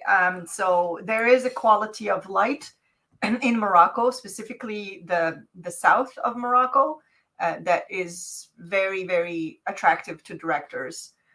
So for years, decades and decades, a lot of movies have been made in certain parts of Morocco. Yeah, oh my God, yeah. And to go back, like really back, like Orson Welles loved Morocco. That's where he shot Othello at. And there is actually, if you go to Essaouira in Morocco, there's actually a statue of Orson Welles there. And yes, to answer that question, it was actually Last Temptation of Christ was all shot in Morocco. Okay, here mixed things with the Batman. I liked it. I think it was more now going knowing this Warlock. Without giving anything away, this is a Batman movie. This is not a Bruce Wayne movie. No, this is a Batman movie, and this is a detective. Yeah, it's a detective Batman. Detective Batman. It's not movie. a totally actiony. Let me rephrase. It is a detective emo Batman. Which is Batman. Like when they say that he's emo Batman. But he's emo because the guy is emo as naturally. The vibes that he gives is like super emo. Well, not in every movie. Like other things, he's not so much. No, but he's emo. You're thinking of the Twilight. You've just seen no. Every single movie he's emo, and there's nothing wrong with that. That's just what's wrong with an actor having a type? Well, I think that like for this one, that's where they had to go with it because he's like the difference between Superman and Batman. Like to go really quickly, is that Superman is when he puts on his cape and he becomes Superman, but he's Clark Kent. Like he's Clark Kent. He got his morals as Clark Kent. He grew up as Clark Kent. Batman, when his parents were killed, like Bruce Wayne died. Bruce Wayne died with his parents, and Batman's pretty much who he is. And when he becomes Bruce Wayne, then that's the character. That's the character that he puts on. And at this point, he hasn't gotten the character of Bruce Wayne yet. No, and that's why I'm looking forward to what's coming next. Video Man, I really, really hope you get to do that. Tunisia is absolutely beautiful. It's a small country, very close to Morocco. So basically, there's Morocco that's on the western side, and then Algeria, and then little Tunisia. Actually, Star Wars parts of Star Wars were filmed in Tunisia. Was it the scenes in the? All the scenes where Luke is with his family, with his uncle and aunt. That's in the desert and stuff like that. Tatooine. Yeah. All of Tatooine is. I pronounced it wrong. You pronounced it right. I want to say that maybe some of it still is there and can be visited. I don't know. Maybe I saw that somewhere where you actually could visit like some of the sets that was left there. But I could be wrong. But yeah, it's a beautiful country. Beautiful, beautiful, beautiful people. My favorite Reacher, by the way, is Alan Richardson. That's the guy that's Reacher to me, and I cannot wait till the second season comes out. Yeah, that was a good show. Well, we cross our fingers for you, man. Yeah, that's a great opportunity, especially like working on a movie there. That would be great. I've not seen the live action version of Perfect Blue, but for me, like Perfect Blue, the anime is good. Did you? Yeah, that's a thriller. I did. Yes. I did. It was one of those movies like in Morocco where you like Morocco unfortunately does not have there's not a movie selling like official movie selling store, but you can get everything you want on like in the black market. And I used to have this guy that I went to, and basically I would get like a dozen or more DVD, like ripped DVDs of movies with nothing on them, just like in the old days with VHS, when I used to just get, like black VHS tapes and not know what I was going to watch until I put it on. That's the same thing. So, and that's how I actually saw the live action of Perfect Blue. Did you think it was as good as anime? It was good. I got it was. Was cool. It uncut? Because it's a Perfect Blue is like a throw. It's a stalker, because she's like she's a singer and she's it was pretty cool. I haven't seen like Perfect Blues. I got it here somewhere. The VHS. I need to upgrade that one. I really do. But Actually, I think my youngest has the perfect blue now. But it was I saw my dad actually. Me and my dad watched it when it first came out. Hey there, Twisted Cinema. Welcome, man. Welcome to the cult. So who's going to watch Top Gun? Are you gonna watch Top Gun? Maverick? I don't care. It's playing at the drive-in. Okay. I know, but I don't really like. I'm not. Yeah, like I would watch it. I don't know. It's probably something that we watch at home. I don't think that I would. Yeah, we got the 4K Top Gun. Like it was only cheap too. Like that's the thing. And for us, like, hey there, Coach, welcome in. If it's a cheap, the way that we do 4K a lot is like if it's a movie that we wanted to see in theater or that we think would look good in theater, but we don't want to go take the hassle to go to the theater or anything like that, well, that's when we usually buy it. Because we can say if something's like $24, $25, like we'd spend way more than that to go see it in the theater, go to get tickets, get popcorn, whatnot. If we can stay at home, have our own drinks, have our own snacks, and for $20 or so, like watch one of those movies. That's when 4K comes into place for us a lot. For me, like I'm glad we have it because we didn't get it it wasn't too expensive, so it was fine. But that movie, I'm too old. I watched it at the right age, at the right time. Which and one? I'm talking about Top Gun. Oh, Top Gun, okay. Yeah, like it's one of those movies. They were at the time you had to watch them when you were, for me, I was a teenager. It was perfect. Tom Cruise, peak Tom Cruise at the time and all of that stuff. It is a stupid movie. Yeah, it's beautifully shot and I don't care. Scored, but no, yeah, it's not. So yeah, I enjoyed it. I obviously had Tom Cruise's poster, from Top Gun, all of that stuff. But I'm way too old to care at this age. So yeah, so it's a movie that it's for his time. It's a beautiful recruitment film for. Yes, thank you, Kubrick. It is a silly movie. Not to say that I didn't, rave about it when I was a teenager, because I was the right audience. But now, like as an adult, I can't. Oh, I got a question, like actually for you. Yeah. Tom Cruise, what's your favorite film that he did? Like in all honesty, it depends. Like, is it like favorite movie as in he did a good job, or favorite movie as in I'm a teenager and I'm, what is my favorite give me both. movie? Cocktail, man. Cocktail. Oh, I love Cocktail. I saw it in theater. Such a stupid. Here's another stupid movie. That is a silly, silly, silly movie. But I absolutely loved him because he was gorgeous in that movie, and that's pretty much what it is. I literally saw that in theater. Do you know how long I spent in my yard with bottles? Like juggling. I got pretty good at it, guys. See, this is what these movies do. Like, and that's exactly what not the problem. What the best thing, they're entertaining. Yeah. Great score. Soundtrack's amazing. Yeah, for but the movie.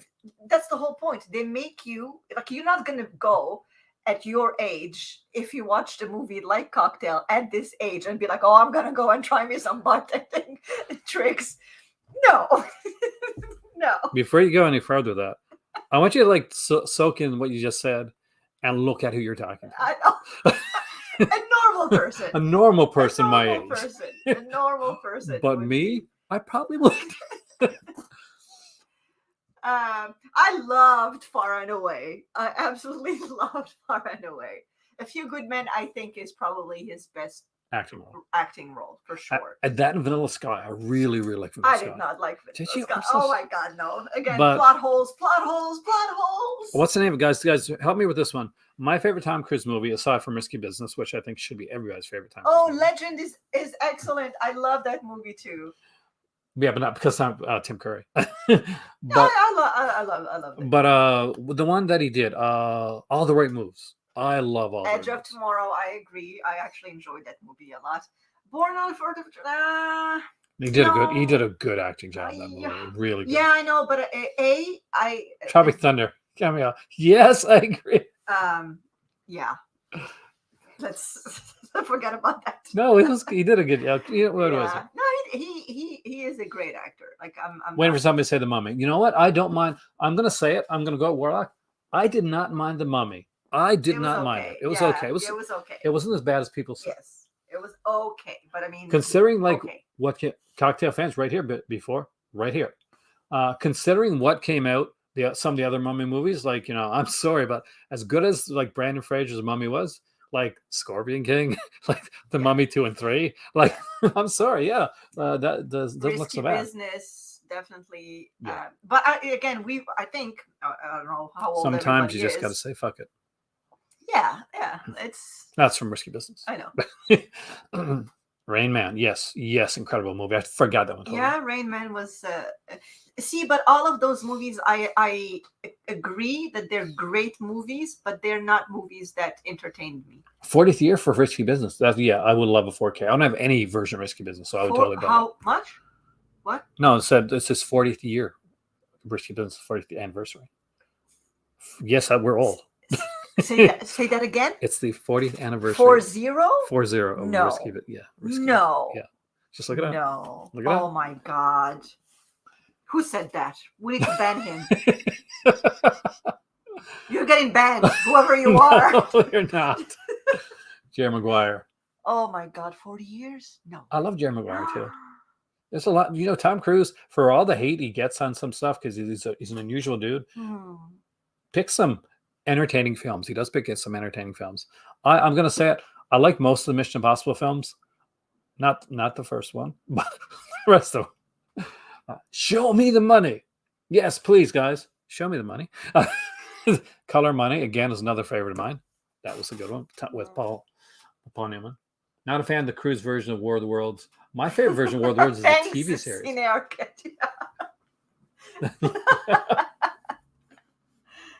1983. Next year will be 2023. It'll be 40 years. Oh my God.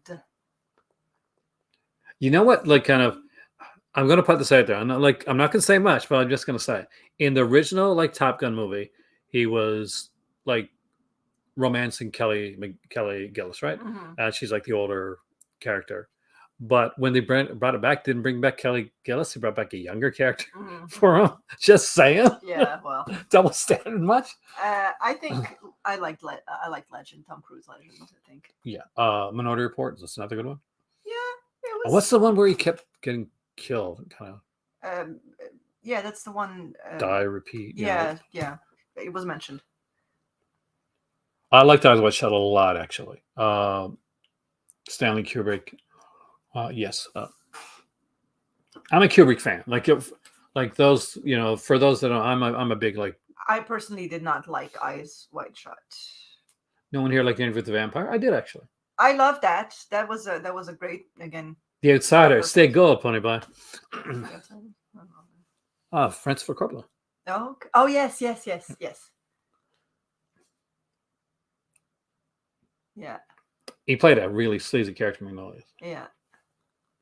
No, he is. I think somebody said, no matter what you think of him, he always gives 100%. That's very true. Like, he is passionate about it. I mean, he has his personal issues, but he believes that aliens. Whatever, but that's his their belief. Own, Aaron. Yes. To each their own. As long as they don't bother other people. But yeah, as far as acting, he definitely goes 150%. Tom Cruise was 19 in Top Gun. What? Count Gillis 29 or 30, yeah. What really shocked me, did you know Laura Dern was only 23 when she made Jurassic Park? Yeah, I saw that. I saw that. Blew my mind. Yeah. She looks great, but she looked older. She looked older. Yeah. Yeah. I totally forgot about her for the Vampire too. I don't know how. I keep thinking that I've watched it recently for some reason. Which one? Interview with a Vampire. Like, I don't know. Maybe I did. They're making like a TV series or something like that, I think. Last Samurai. I don't remember Last Samurai. Did I see Last Samurai? Oh, I did. You did. I don't believe. Do I believe in Xenon? I think if you believe in Xenon, that's fantastic. That's to each their own. To each their own. No, and no if I was in Los Angeles right now and I was in the movie industry, you bet your bottom dollar I would hop on down to the Scientology lights and say, "Hey, make me famous." Great score for Last Summer. I do remember that actually. That was a very stylistic movie too. I think, like the way it was filmed. more of a star. Yes. See, I think he's like as we're going through this stuff. Like I think I've No. I taken think him he off. started as an actor. He is a star now. When you see the movies, the recent movies, now they're all blockbusters, and it's more like he has the star treatment. I think that the 80s, 90s, even to the early 2000s, he was still an actor, in my opinion. Now everything that he does, it is really star. Yeah, I can agree with that. So it said Stallone. Stallone's a great actor. Like I like Stallone. Yeah, me too.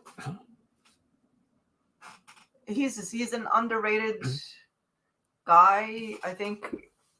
Yeah. I was this is gonna help me a bit, guys, here, because it's Stallone. I was grocery shopping today. I was getting some groceries, and me and my cousin were like walking by, and we stopped at the $5 bin place at Walmart. And so there's a company called MVD Visual. Like we got some of the MVD rewind stuff, right? But they had like for $5 a Stallone double feature, and it was ICU was one of them, and that's really expensive and hard to find like around here. So I was like, I'll just put this right with the rest of my stuff. And I really love ICU actually. But I think Stone's actually a good actor and good like behind the camera too. He wrote Rocky. He didn't just like act in Rocky. Somebody said that Last Samurai has a white savior syndrome, and I absolutely agree with you. Yeah. Copland's incredible. Speaking of radio, to rest in peace, man. Rocky, Oscar. I'm iffy on Oscar, man. I'd have to watch that again.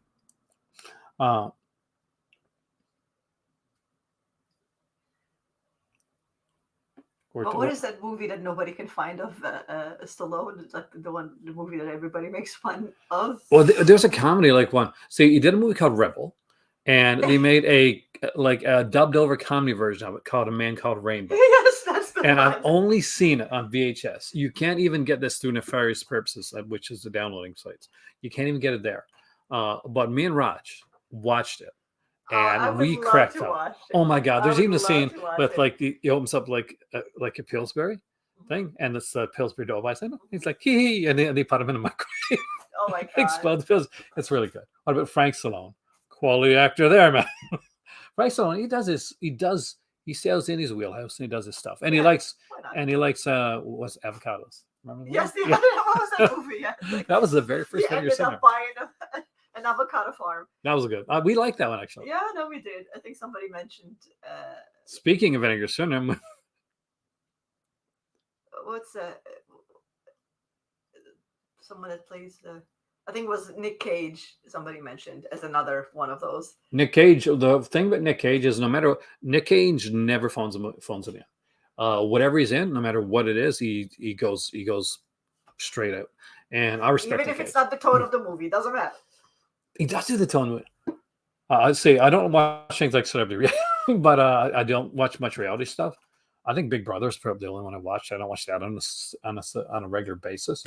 But Brigitte Nielsen, man, Red Sonja. I love Red Sonja. Yeah. Chuck Norris was your guy in the 80s. Chuck Norris went insane, but I did love Chuck Norris films back in those days. I love like Silent Rage. Hero of the Terror is not bad. Good Guys Were Black. Remember that one? Hey, Michael, welcome, dude, man. I have been starting early. Do you know how long I've been on here?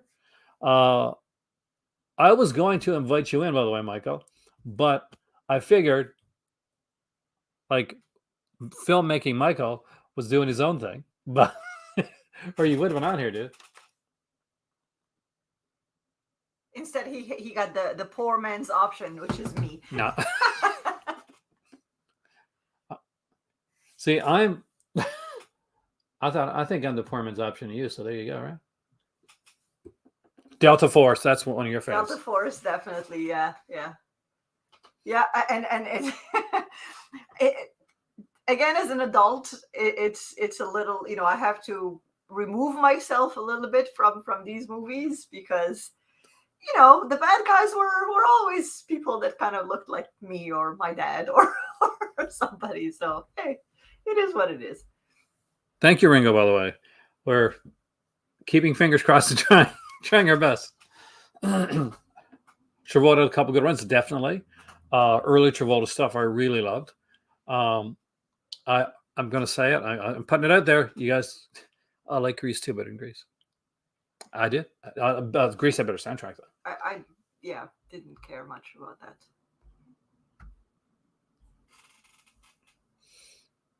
Shoot fighter with bolo gun.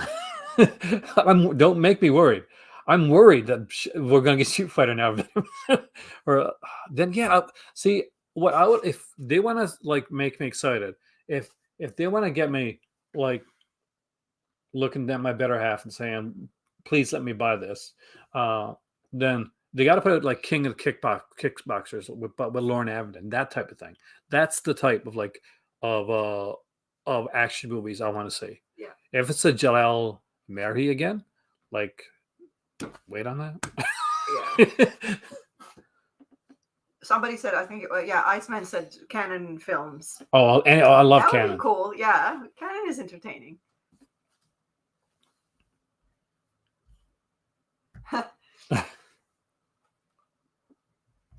Yeah. It's okay. I love both Grease movies.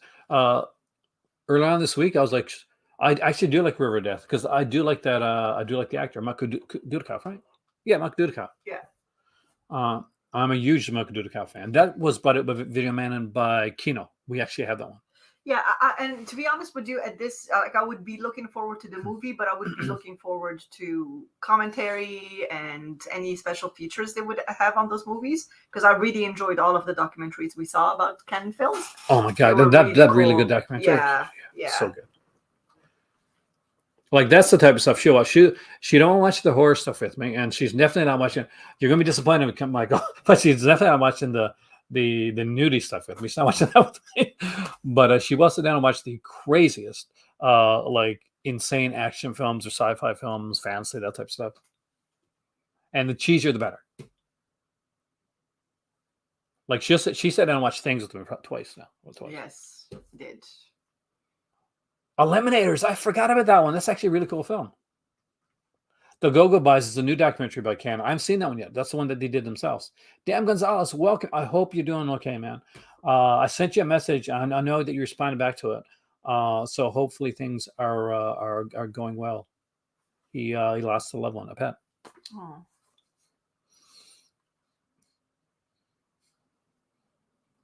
Dress to Kill. Yeah. Electric Boogaloo. That's the one. Yes, Electric Boogaloo. That was pretty. We cool. watched at least Yeah. The documentary I think we watched most, like me and you together, is probably the exploitation one though. Mm-hmm. Red Scorpion, absolutely. Yeah. That we do have. Like that's really good. Pure B action movie. Dolph Lundgren, man, gotta love some Dolph Lundgren.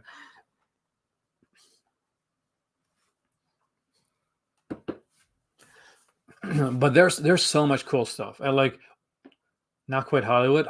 I would love to have that. I have not seen that since the VHS days. So Not Quite Hollywood had like scenes from old, like cheesy, like Ed Wood and classic films. Mm-hmm. Ninja 3 Domination. I would not be surprised to see that get a 4K release like sometime this year. I already got it, so I wouldn't upgrade. And they already did an upgrade for Ninja 3, by the way. I got the original release before the upgrade. Would you be this is a question to folks, would you be interested in what like Criterion does now, when they would pick a director and have like a box set of that director, as opposed to kind of like what they did with the Cardona set, but not Cardona. But kind of like what I guess what Severin does. Yeah, so yes. Yeah. That, I like that. There's a new Severin box that came out actually. Oh. Ray Dennis Steckler, the guy that made incredibly strange creatures who stopped living and became mixed up zombies. Oh. You'd like that actually. Yeah. Point Break. Oh yeah. Lindsay Baker box set, one of the best things put out. AJ, I loved the hell out of that one. I watched one of those with you, I think. Yeah. Showdown Little Tokyo, Dark Angel, Hellbound, Norris, Escape from Absalon, Mujan and Yeah, Fred Ward. Fred Ward was a shock, actually. But not as big of a shock. Oh, did you hear somebody else passed away? Let me see. Ray Liotta. No, I heard about that. And Fletch from REM passed away too. No, from Depeche Mode. Sorry, Depeche Mode. Yeah. Oh, well. He was the keyboardist. Yeah, I know. So we'd like to. No, but so like a Criterion style release, but like from Vinegar Syndrome, I guess. Yeah. Without the name Cardone on it. Like are people more interested in getting collections from either genres or directors or having just one-off single releases?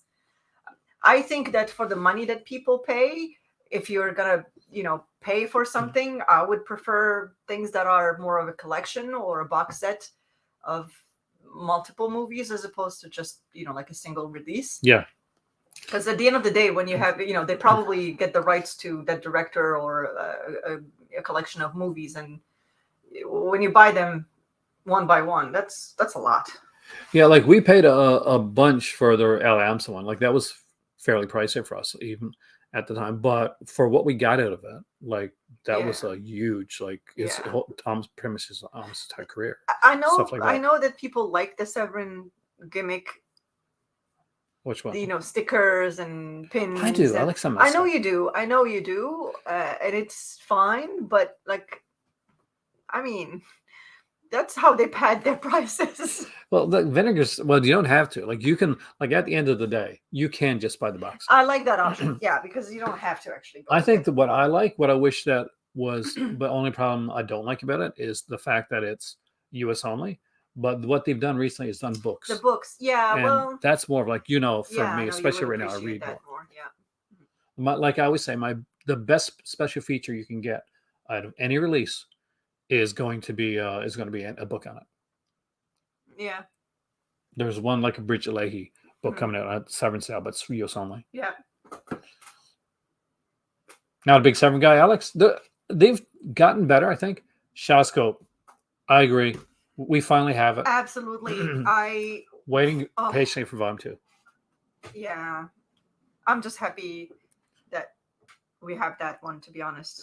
Matthew Henning says something that makes him super cool. Jim Cotta. Yes, I would freak out if Jim Cotta was a VSA release. I love Jim Cotta. Mm-hmm. Did I ever show you Jim Cotta? Yes.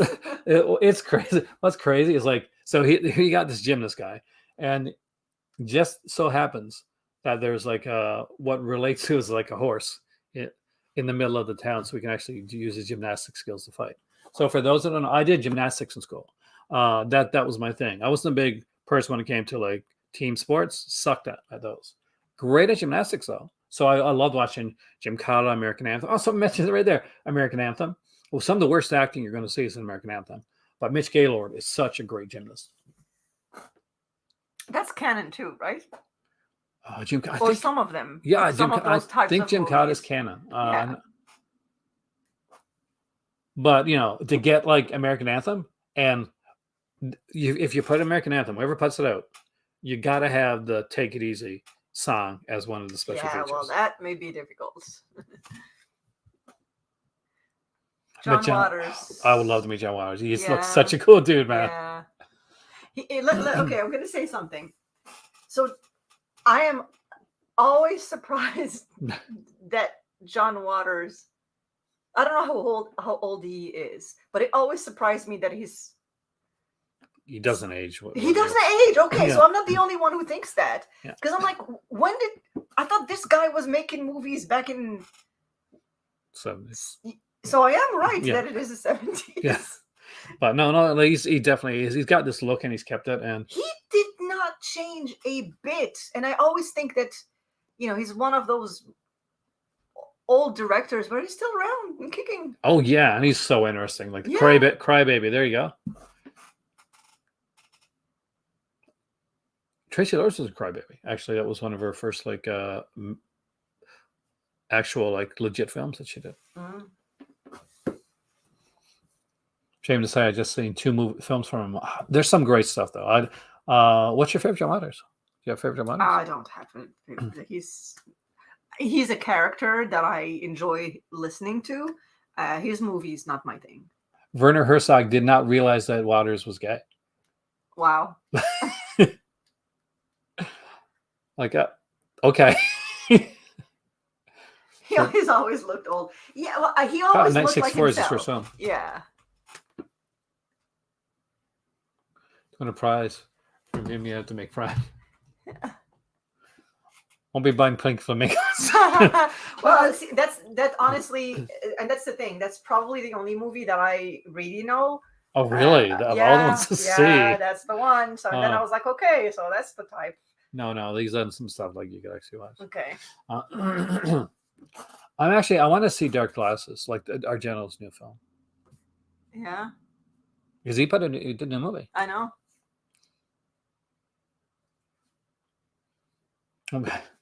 I wish he'd sell art sheets from the print box sets. Forgotten Jolly. They did some great stuff. There's some incredible stuff, those Forgotten Jolly sets. There's another Forgotten Jolly set coming out closer to the end of this year, from what I heard. There's a great edition of The Room. Now, Tommy Wiseau is kept an iron hand on The Room. Like, that won't be coming out from any company unless he really, really gets super control over it. That's not going to come out of a boutique label. That's going to come out of a major studio, which is never going to happen because he will want major studio money as opposed to boutique money. Serum Mom is funny, though. I love Serum Mom. And just, I want to plug, what's his name now? I think the best review that I enjoyed about The Room was from, what's his name? The guy that does the books, Lost in Translation. Lost in Translation. If you folks don't know, or anyway, it's a great channel that basically looks at the comparison of books and their adaptation. Lost in Adaptation. Lost in Adaptation. Yes, You're that's right. what it's called. Lost in Adaptation. I still Lost in Translation. The movie. Yeah. Anyway, I really did not know that it was based on a book, and the guy, the channel person, did a great job. Oh yeah, fantastic with doing that comparison. So hello, my beautiful watchers. Huh? Hello, beautiful watchers. Hello, I love beautiful watchers. Yes. So yeah, that's one of the channels that we do enjoy. Manhattan from Samurai Cop. Oh yeah, you had him from it. He's doing a video game right now of Samurai Cop. Who? Matt Hannon is doing a video game of Samurai Cop. That'll be interesting. Yeah. Yeah, let's not talk about that, actually, James. It is actually, and it definitely gets brought up, but we're talking movies. Yeah. Anyway, it's better not to give bad people any attention. Yeah, that's it. Yeah, that's the best way to go with it. Condor Man, yes. Oh, did you ever see Condor Man?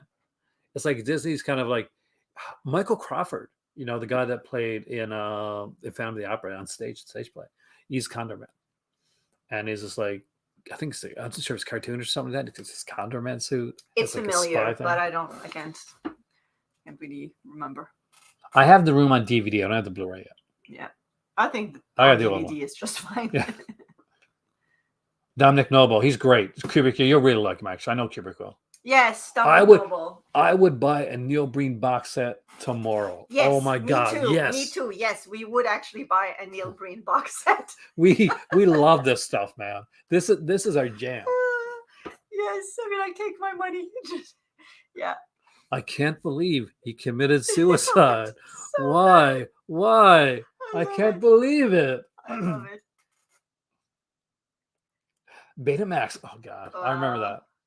I had we had Betamax and VHS because my ex stepdad was an electrician, so he would fix them up and we'd keep some. So whenever I'd go visit my mom and see them. Hello, Kitty. Heavy Trip. I have not seen Heavy Trip. It looks really interesting though. Did you see the thing for everything? Oh, Mr. Hubert. Our kitty is there. He's there. Last of the kitties. Yeah. I can't help you out of this one. Yeah, I would really like a Neil Breen. I now want like Neil Breen. Unfortunately, he's same way. He's pretty tight with his films. Yeah. But I love Neil Breen stuff. It's fun. Okay. I'll have to look up this. I have the book. I think Thunderman. Let's see. If Michael's doing a keen commentary, we're doing it together. I'm just saying that right now. Michael, I'm not sure if she's still there, Michael, but if you are, yeah, we're doing a commentary together. I got to get Michael on his channel sometime soon. The reason I haven't is Keen's a workhorse, and I get nervous about asking him, feeling that he'll be like, okay, I'll do it, and then I'll put him in a bad spot. That's actually the only reason that Michael Keen has not been here yet. Wow, this Condorman thing looks very cheesy. It is. You would love it. Oh, wow. You would love it. Like the suit? Oh, my God. Yeah. Oh, I got to let's see. That must have been so heavy for him to carry on his back. Oh, Lord. I hope he got paid well. I got to see if I can find the. And why is he wearing a trench coat? It's a spy movie, Hin. God. Oliver Reed's that one too. Yeah, I forgot Oliver Reed was in that film. You need to get the one with the trench coat. Okay, guys. So Condor Man.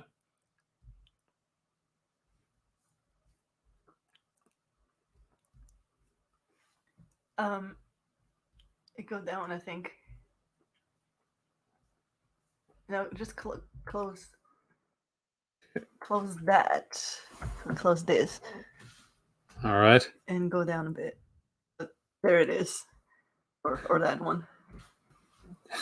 Well, yeah, he's got a trail because he's a spy.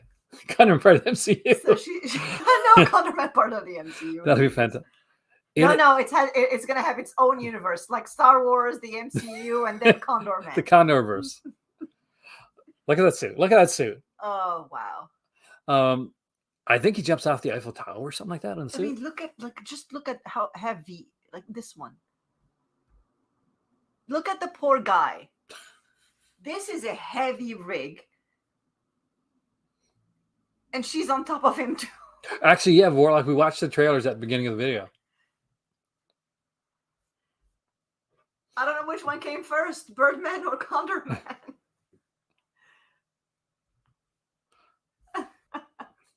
Look at that car. Oh my God, yes, the car. Oh boy. Anyway. I found it. I saw Condor Man, and we had a thing here, Scholastics. I'm not sure if you ever know what Scholastics, where you get like this little booklet, like 4-page booklet. And I'd have like books. You could actually order books from Scholastics. And one of the books I remember ordering was Condor Man. A comic book writer, that's the one, yeah. He gets mixed up in Russian espionage, wanting to make his comic books more real life for his audience to think was authentic. Oliver Reed, no. Gotta love Oliver Reed. Mm-hmm. That's pretty cool. Well, I've learned something. See, look, Condor Man. Quality film. Now, so would you be think excited? that's going to be the next release with the Vinegar Vinegar Syndrome. Syndrome? Oh, Disney. It's Disney. I wish so. Oh, I would love that. Chef Factory Frips. I'm not a big steelbook person, actually, Alan. But that's a good deal for people who actually collect a great deal. Steelbooks. That's another place that has a lot of sales on steelbooks. I'm sure. Why am I telling this to people who are seasoned collectors? But Zavvi specializes in yeah. Well, Zavvi kind of bought it part of like Arrow, so they do like special editions for Arrow now. Yeah, I know, but I mean, in general, like all the new releases, they all have like incredible they have steelbooks that are only found at Zavvi. So yeah. Hawkman is it's not really. Hawkman is from like another like time. He's a resurrecting character. Okay, thanks for telling me, so I don't feel too bad. The original book is no super outfit. I don't have the original book. What I got is the Disney novelization with pictures in the middle. Stacy Keach box set. Oh yeah. Yeah. Red Sonja Steelbook. Yeah, I saw that. You saw that? Yeah. I did not know that was out. Arrow's having announcements tomorrow, by the way. Criterion. Everybody's having a sale. Haven't they heard of inflation and gas prices? Barnes and Noble's having Criterion 4Ks. Oh, I'm not on camera because it's we're gonna be moving his setup. She like peeked in. Yeah, like, I'll for a peek in minute. again, Here. just so that people see that I'm real. Hi. She exists. See, I didn't make her up. She's not a. She's not like a part of my imagination. Hawkman did make an appearance in 70s Justice League, actually, and also in the first season of Legends of Tomorrow. The show's passed on now, and in Smallville, remember? Yeah. Because it's played by the guy from Stargate.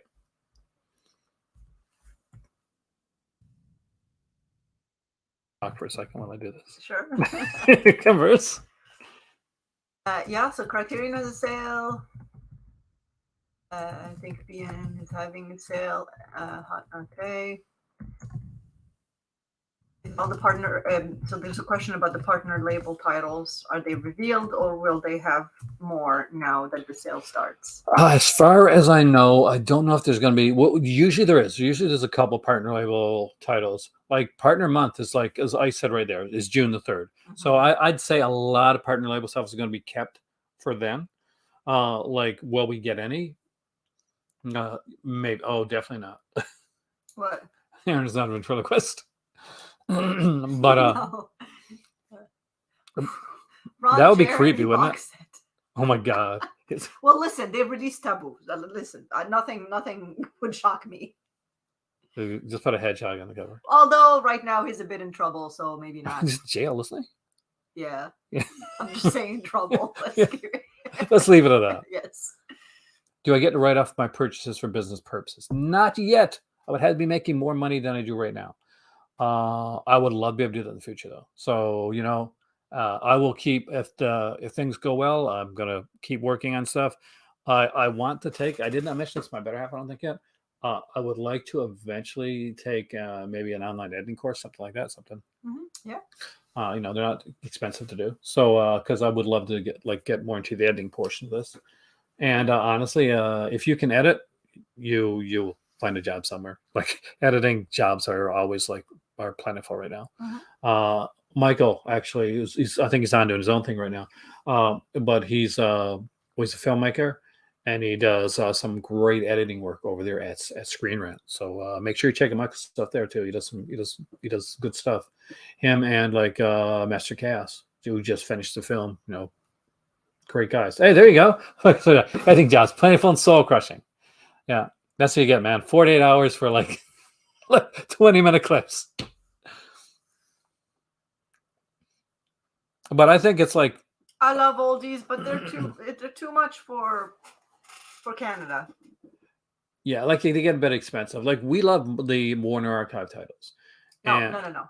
We love the Hanna-Barbera Warner Archive. Well, to be fair, you bought a few of the really cheesy. There's one other one that I want that is not Hanna-Barbera related. What's that?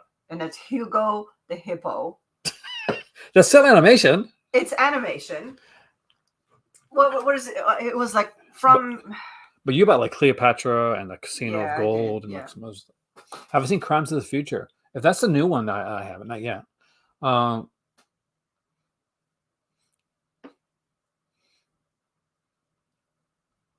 It is Warner Archive, isn't it? Yeah, it's the Hippo one. Warner Archive released Ice Pirates. Well, there you go. Ice Pirates. I saw that in theater too. Yeah. I liked Ice Pirates actually. I don't remember who acted in it at all right now, AJ, but I remember actually liking it. Anybody has ever seen Hugo the Hippo? Or am I the only one? It's a French animated film. It's not a French animated film. It's a Hungarian. Oh, okay. I'm sorry. It's Hungarian. I think it's Hungarian. Let me check. Yeah, it is. Yeah, it is a Hungarian. But it was co-produced by the US back in the 70s. Wasn't that a super weird film? It was sad. Oh, You watched the song. Well, it's probably. I'm pretty Whatever. sure the first. I don't know if that's people can see it well. It's Anyway, definitely the 70s style animation. Robert Urich, one of my favorite actors, actually. Rest in peace, Robert Urich. oh yeah, I actually recently bought Vegas. That's one of those like check marks that I really wanted in my collection. I was able to get it for extremely cheap, so I grabbed it. The complete series. San Arcadia saw you go. Hippo. oh cool. That probably was my first VHS, and I was very very very young. As in, I say my first VHS. My parents obviously got it, but that's probably one of the first animated movies that I've seen. Like you saw a few earlier. Like you saw the Star Wars, Indiana Jones, something. Yeah, like but that came later. Rocky I'm Horror talking Picture about Show. like when I was young. Okay.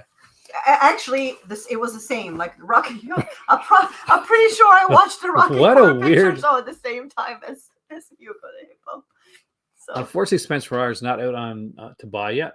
I wish it is. I'm a big Robert Parker fan. I read all the books. oh, it's not out. It never. No, No, I would. okay. If it was, I'd have it. Like years ago, I would have got that. But I'm a big fan of Spencer Hour. Mm-hmm.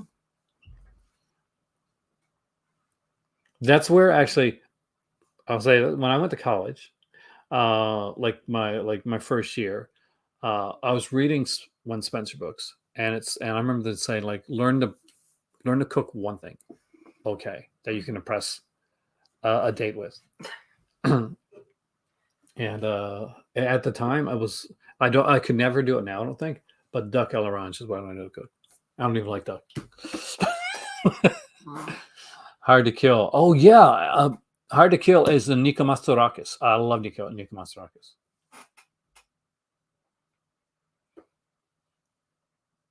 I don't even know if I can say the name of that film, to be honest with you. Not on the channel. So no, I haven't seen it. Secret of Nim. I remember that one too, man. Such a great film. Such great animation, that film. Wes Craven Television Terror's box set. Chiller's been out so much, Jay. I love to see it with a good release. But my God, every second like set, it must be in like public domain because every company's put it like Wes Craven's Chiller. Like I don't mean like good normal companies. I mean like those cheaper companies. So, like here it is in a really crappy quality. We own Hard to Kill. This one that we bought. Yeah. Cine Arcadia. They bring hippos. And this is set in Zanzibar of all places, and they have like a shark infestation, and the sharks are all motorbike, like characters, like kind of like a motorbike gang style sharks, and so they bring hippos to kind of like get rid of that problem, and they do, but then I guess the hippos kind of like they eat food, or they eat all the food and all of that stuff, so they kill all of the hippos, including Hugo's family, and he's the only one that lives. Yeah, because they go to court or something like that, right? Well, yeah, and he goes away, and anyway, the kids save him. It's a very sad. At the end, it's fine, but he does lose his. It's kind of like the Bambi. How can you like crap on my Watership Down when you watch? No, it's not the same. It's not the same. It ends happily-ish. Literally shark characters. Yeah, you're right. Yes, literally shark characters. Yes. Yeah, and they all look like motorbike gangs. Like they have the the caps. Like really, it's quite interesting. Very surreal. Is it Plague Dog sad? It has more of an uplifting ending, but it goes through a lot of harshness before the uplifting ending. It's a very 70s colorful but yet tragic story that ends well if you forget the fact that he's the only hippo left alive. Yeah.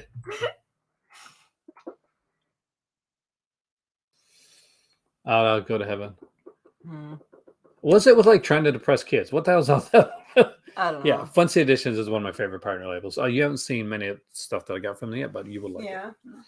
Me and Raj sat down and watched I Start Counting with a very young Jenny Agutter, and it was amazing. I know Watership Down is like a fun walk in the park next to Plague Dogs. No. You're Okay. not gonna watch No, Plague I'm Dogs. not gonna watch that. I'm not gonna watch Watership Down. I'm not gonna watch Plague Dogs. It's fine if I was made to watch it when I was a kid and I'm nostalgic about it. It's different if I've never seen it, and I don't want to be sad as an adult. Yeah. Like we purposely right now, I'll go out of my way to actually like I'll watch movies before Hin does, and I'll check them out. Like if there's any like animals dying or any like anything that's super sad or thinks is going to bother her, I'll like no, Yeah. this is not the one for you. What is this Billy Tis? I wouldn't see. That's the one I'm kind of iffy on. And I'll be honest with you, Zach. It's not because I haven't seen the film. It's because I'm a bit iffy on that film because of the history behind it. I don't want to get into it, but the director. But outside of that, because not everybody cares about. But the that. director. I don't remember. I really don't. I wish I could say on Man, but I can't. That's one I don't have. But most of the things that the fancy editions have put out, like in all honesty, they've been excellent films. Mm-hmm. So I haven't seen a bad film from them yet. I need to get a drink. I'm gonna. You keep talking. No. Can I get a drink, please? Oh, I like Tron. Tron is fantastic. Quickly. Cool. And he breaks my phone. I did not break your phone. Yeah. You going to watch Obi-Wan tonight after the sale? No, he's not, because that's probably something that we're gonna watch together. So I would say that Mandalorian first. we have to finish Mandalorian. We have to watch, whether we like it or not. We're gonna have to watch. What's the other one? Hold on. The Bounty Hunter. Boba Fett. Yeah, we have that to should be watch. okay. I don't know. We'll see. So yeah. Also, the Lord of the Rings. Ralph Bakshi. What's that? Oh, Lord of the Rings, Ralph Bakshi. Well, I love Lord of the Rings. The Ralph Bakshi one. Oh, okay. Felix the Cat. This is not aged well. I didn't expect Felix the Cat would age well, but I do like Rabbit Crumb and stuff, so I don't mind that. Yeah, but yeah. Dude, it still has a message, I think. But yes. I saw Christopher in theater, actually. No, it's not illegal for you to say that you hate Star Wars movies here. You absolutely can say whatever you want.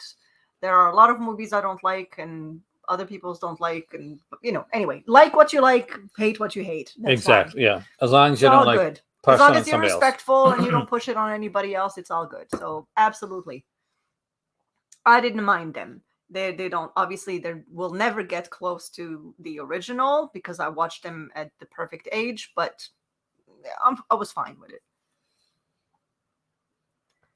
Oh yeah, that's true. Felix the Cat or Fritz the Cat. Yeah, because I assumed Fritz. Oh, that's what I thought too. Yeah. Oh, it is Fritz. Oh, okay. It's Fritz. Okay. It is Fritz. Yeah, that's what I It's thought. better than Non Life's Fritz the Cat, which is like kind of the animated like sequel. Yes, you can. I love Grease too. Do it. I know every word to Grease too. Every song. I'm indifferent to Grease 2. You should like And Grease Grease 2 1. for the fact that Grease 2 has a much better message than Grease actually has. When you think Do I like the other Star Wars movies? I didn't mind them. I didn't mind them. Can I tell the story? Yes, you can. Do you want to tell the story? Come on, do it. I am a big Star Wars fan.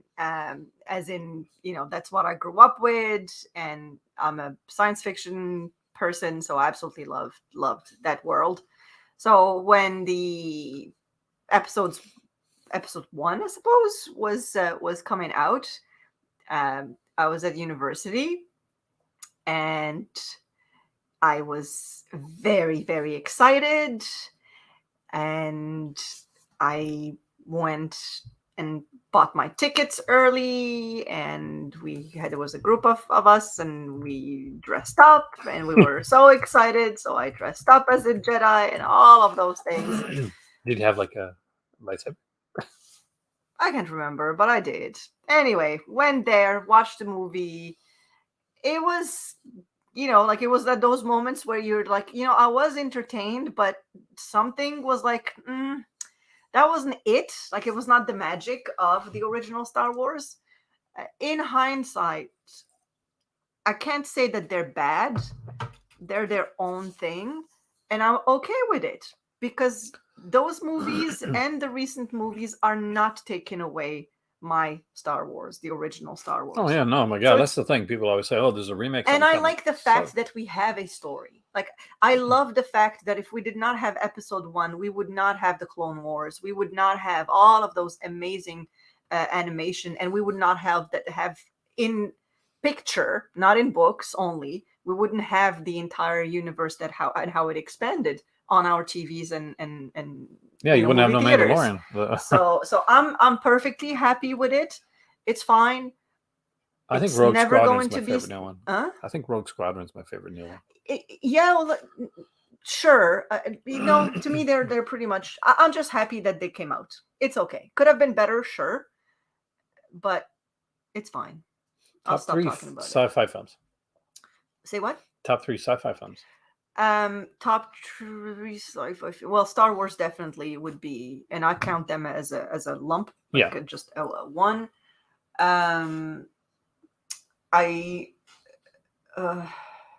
Blade Runner, absolutely. I loved that movie. I even liked the newer one. Fine. 2049. Yeah, it's okay. Yeah, it was okay. Great score. And for a third one, I don't know. You don't know? Tell me. I can't tell you what your film is. No, there's so much. Like, I want to say The Fifth Element, and I want to say, like, there's so many that, maybe The Fifth Element. Yeah, Blade Runner is beautiful. 2001. No, I mean, yes. What about 2010? No, 2001. 2001 was fantastic too. Oh, Mad Max. Well, yeah. Yeah, that's. I don't consider that sci-fi, but it's more revenge. I do consider like the second one though. But I'm sure that I'm missing something. Oh, we're totally missing amazing that I love. I mean, I got to start a few days ago. I did not know that actually.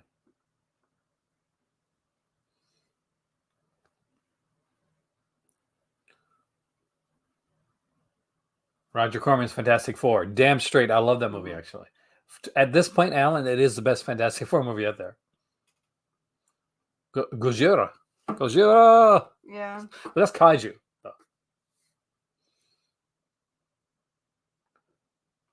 No, I do not. Well, they can make 2001. It won't be as good, but they can make it. They can remake it. They can remake anything. Like at the end of the day, like it doesn't. It's not like if they remade a movie and all of a sudden the original film like disappeared off the face of the earth, I understand that. I would use the Corman Fantastic Four. I'm talking about them. Do you really? See, I love. You gotta love that, like see with the hand at the end of it. Yeah. But I'm gonna say I'm like unironically, Michael. I'm gonna say this right now. Yeah, I kind of like that. The thing like outfit as cheap as it is, I kind of dug it more than the other films' outfits. I really did. Fifth Element is definitely like heavy metal inspired, or I guess metal hurlant as was originally called back in France. Yeah, I may say also E.T. just because it was something that was impactful. E.T. was the first movie that I ever watched in theaters. Was it? Yes. That's a nice one to see in theaters too. That I'm just aged myself. I got to ask. I love Black Hole. Like I know I'm in the minority, but I really like the Black Hole. Maximilian Schell's in Black Hole. Anthony Perkins was in the Black Hole. A weird ending. Like it was like Disney's doing something different. Like much like Black Hole. Yeah, I'd say those. Yeah, they're pretty cool. Exactly. Use old ideas to explore new ones. And that's the thing. Like you can make a lot. There's people say, "Well, I don't like remakes." Well, did you see The Thing? Or Mm. and then they'll say, "Well, I saw The Fog." And I'm like, "Oh, you poor bastard." You know, maybe controversial. I actually liked Dune. The catastrophe that it was to make, and yeah, I know it wasn't not close to the book, but the first Dune movie, I loved it. I know it was nothing close to the book, and at least we got, the TV series, and maybe did this new Oh, the run TV will be- series was miniseries was TV really series good. was good, but So what I'm much saying is that bullshit. I even liked that one, like that everybody crapped on. Well, I I do was because I fine love that with. director. Because Yeah. I'm a fan. But even the director says that it's not. Here's the thing, guys. This is a pre-sale Vinegar Syndrome like video, and you will get everything. Like you never know what you're going to get. in these Well, videos. I think it's my fault too because I kind of. No, your maybe- fault has kept people interested. That's the thing. Mm. I'm not umming and ahhing, so that's always a good thing. Alien is a great sci-fi movie. Yeah. Absolutely, it is. Yeah. And a fantastic horror film. Aliens is Yeah. a slasher film and in space.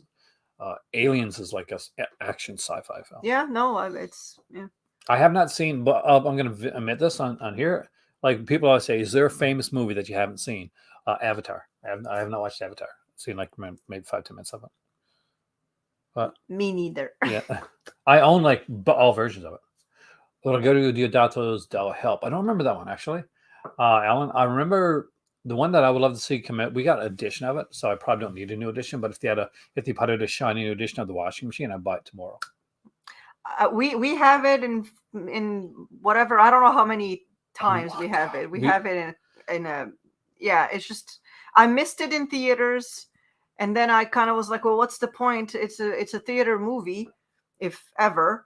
I bought you like two special editions. Yeah, we got of it, like too. 2 special editions of it. So yeah, It's I your want to type. watch It's so it. your I type. really want to watch it. I know I'm gonna love it. It's just that I missed it in theaters, and yeah, something put me off. I actually prefer Aliens too. But I like Aliens, but I do prefer Alien. I will watch Avatar before Avatar 2. Yeah. Oh, here's a question for you. I saw this online the other day. Terminator or Terminator 2? What's your favorite? Terminator, Really? because of the romance. The romance. No, Terminator. I think Terminator was more impactful. By the time Terminator 2 came in, it was just an action movie. It was a great action movie, but it didn't have what. I think Yeah, like sure. Terminator 2 is what you could And I consider as liked one it of was the when anytime gritty. says like an action movie or like a sequel that's just as good as its original. Yeah, I can agree. Yeah. Yes, I don't think that you can. Yeah, I think they're both great. Oh, The Abyss is actually very underrated too. Agree. Yeah, I enjoyed that one. I got to rewatch And it. I didn't that like it when I first that's saw it. as close as I can get into kind of like scary-ish and yet sci-fi. So yeah, I actually enjoyed The Abyss. Well, let's talk about your favorite sci-fi film, Event Horizon. No, let's not. She hates Event Horizon, by the way, guys. Yeah. Anyway, I shouldn't say stupid because No. maybe people like it. No, as the word that didn't use, that's okay, because everybody's got their own opinion. Bro, sci-fi. Yeah, it is. Deep Star 6. I really enjoyed Deep Star 6. Actually, that's by Sean Cunningham, I think. Close Encounter of the Third Kind. I'm just okay on Close I was Encounters. I never okay want to with it really, all. Yeah. really like, Yeah. because I could have got the I 4K think for like $20. the idea was brilliant. Like once you get the idea, I think I don't find the rewatch value on that one. That's all. But Yeah. it is a good movie. Like obviously. Oh, we will. Spielberg. We're Peter Jackson fans. Total Recall. Yes, that was a fun movie. 3 boobs And Spaceballs. as a kid, like 3 boobs and Spaceballs. yeah, Spaceball. 3 boobs and Spaceballs. There you go. But yeah, it's like when you're a kid. When I'm a kid, like I'm a teenager, like hormones. You're all about the boobs when you're young, and it's like, and then you see a movie, a space movie, Yeah. and there's 3 boobs, not 2. You get 3. Oh my god, that's fantastic. Yeah. Yeah, Leviathan. I don't think I've seen Deep Star Six. Oh, you'd like that. I don't know. Another one of those underwater Maybe. ones. I love Spaceballs, actually. Though I prefer Princess Bride. I know they're very different films, but I can watch Princess Bride, I think, if any time comes on. Yeah. I like seeing the inside of the mothership. Yeah, no, it's, again, Spielberg, so. As you like. Separate the person from the art, I suppose. I like Spaceballs, but you have to be in the right mood. Everything that what's his face does, obviously, Mel Brooks is, you expect a Mel Brooks movie. I did see the Carlos. Huh? Yeah, it says it's a 6 boob like Carlos. Stargate. We love Stargate, both of us, and the TV series. Yes, I am a big fan of the TV series too. And Stargate Universe. No, we totally love. No, I don't like Stargate Universe. I love Stargate Universe. No. Just putting it in there. It's the poor man's Battlestar Galactica. The best Mel Brooks movie for me is still Blazing Saddles. For me, it's the Robin Hood one. What is it called? Men in Tights, actually. Men in Tights. Entertainment Hell. So Yeah, I love that. Yeah, I think it's a really funny one. But when they start fighting in at the end of Blazing Saddles, and they just go through all the different sets. It's Kubrick. I get it. I absolutely get it. I have to be in the right mood for it. It's not typically my type of humor, but yeah. Last Action Hero is very cool too. Last Action Hero is underrated. Yeah. It's totally underrated. Same with Boy and His Dog. Actually, young Don Johnson there, man. Yeah. That was a really good movie. Yeah, that's Don Johnson. Young Frankenstein. Oh, I forgot about that. That is really good. Yeah, that was really cool. Yes.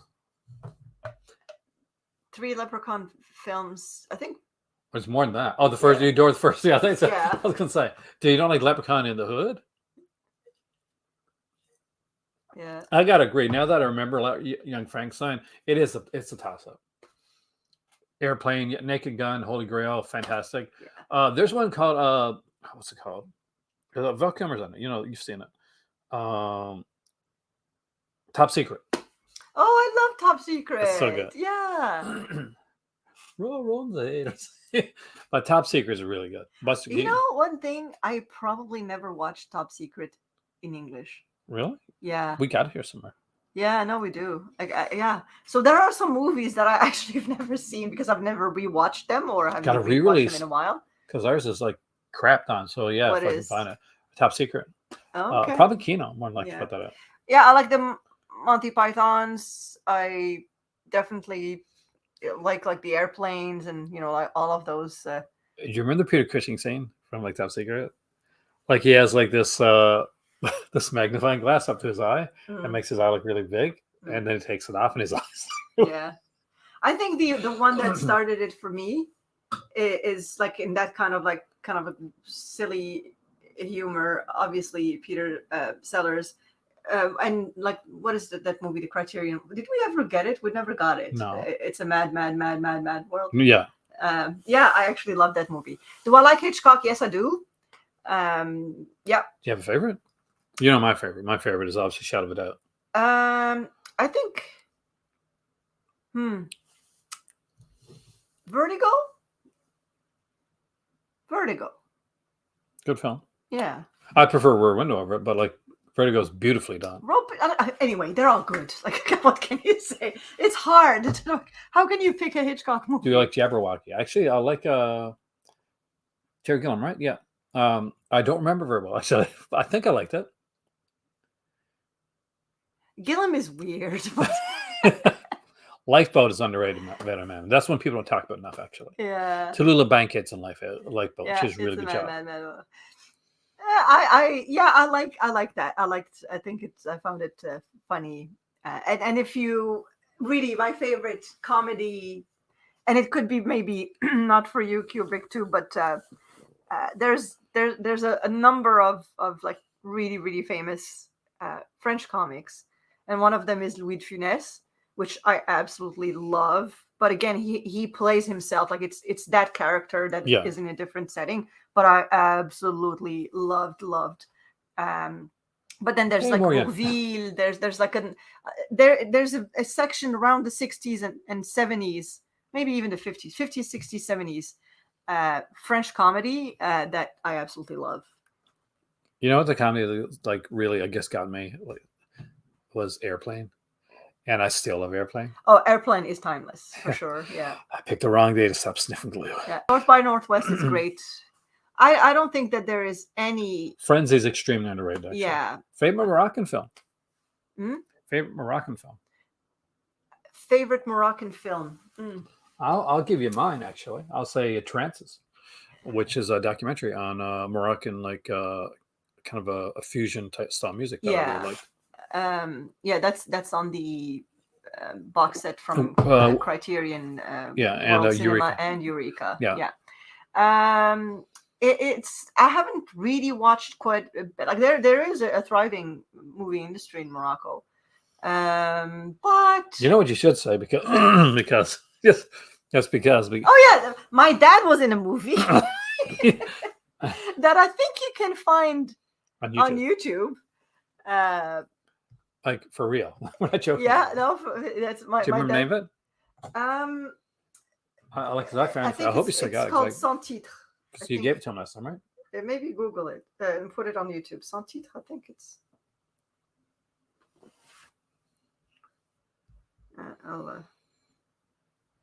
Is it Sans Titre?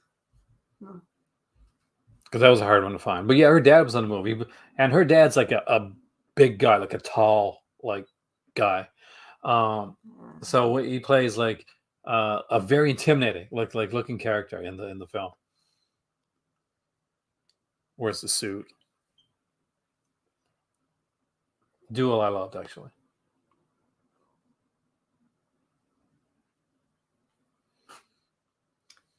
I'm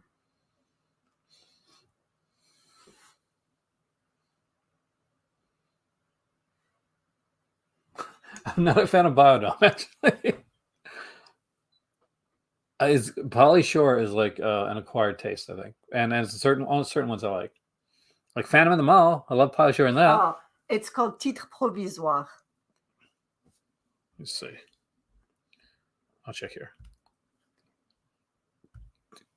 Can you spell it for me? Yeah, Titre space PROVISOIRE.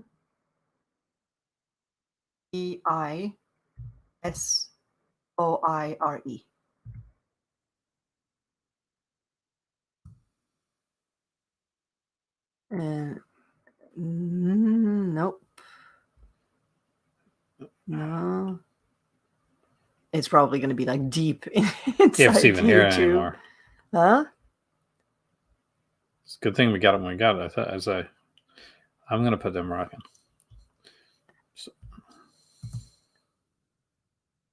You can be quiet. Yeah, no, you keep talking. I'm doing this. Yeah. So my favorite. So there is a movie that a really great Moroccan director. There's a couple of them. Like, we know the director. He actually won quite a few awards, or was nominated even, I think, in the Cannes Festival.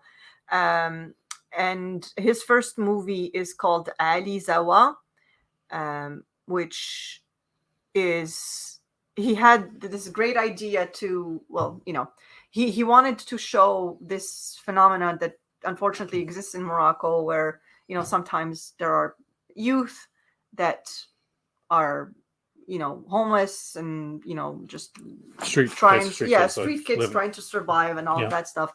So he made a movie with some actors, but some of the kids and even the main characters of the kids that are the main characters are actually, he actually got them. They were street kids, and he got them to act in that movie. Was that the director that showed up at our ceremony? Yeah.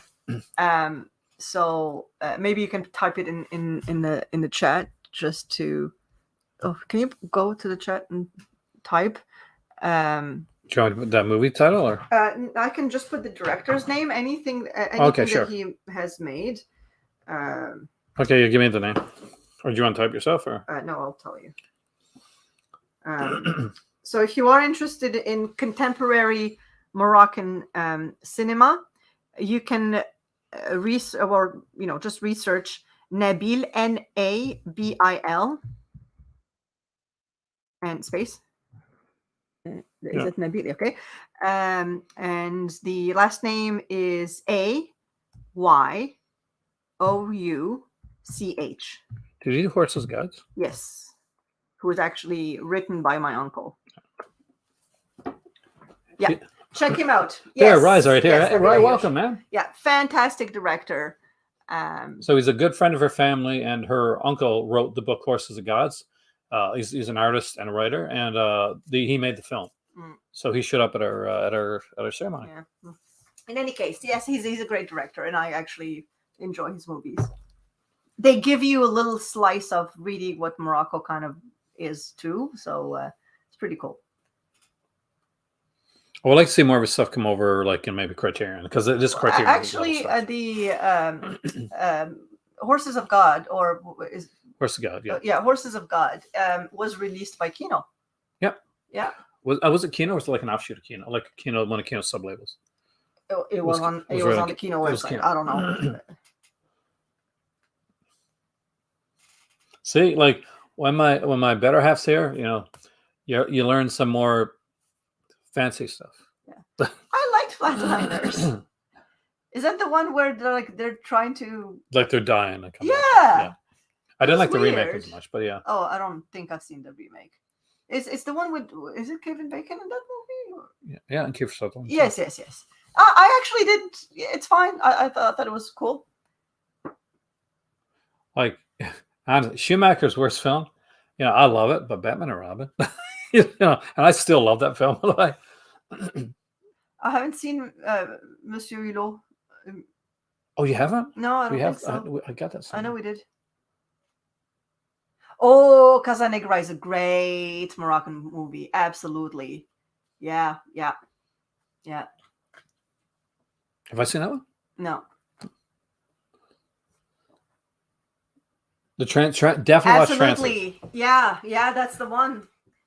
Yeah, that's a little trippy, but it's a nice slice of what the 70s look, what Morocco looked in the 70s. So it's a nice little like the urban Morocco, mainly Casablanca. So. I'll be honest, like I thought I was going to be bored to tears when you told me like it's this documentary on Moroccan band, and I was fascinated. Yeah. Like that kept my that kept my interest. Mm-hmm. And it's still my favorite on the box. We got the Eureka one down at the Criterion one, because ours only have 3 and the Eureka one is 6. Okay. Oh, cool.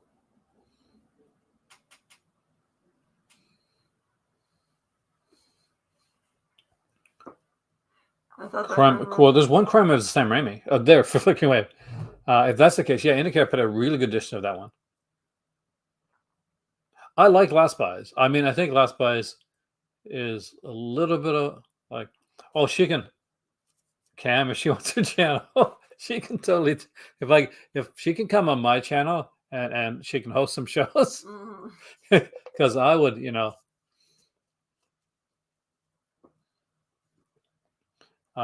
I get some time out. No. Playing video games. No, You're doing so. I think I'm good. But if you like us talking to stuff like this, one of the things that we do want to do down the road and have my better half in for sometimes is like is podcasts and maybe some special episodes, special Patreon episodes. Oh, absolutely! Like I'm up for it. It's just that right now it's like a really hard little time difficult. It's Rebels of Neon God. I haven't seen that one, Alex, but Tough Guys Don't Dance, 1,000,000%. You haven't seen that yet, have you?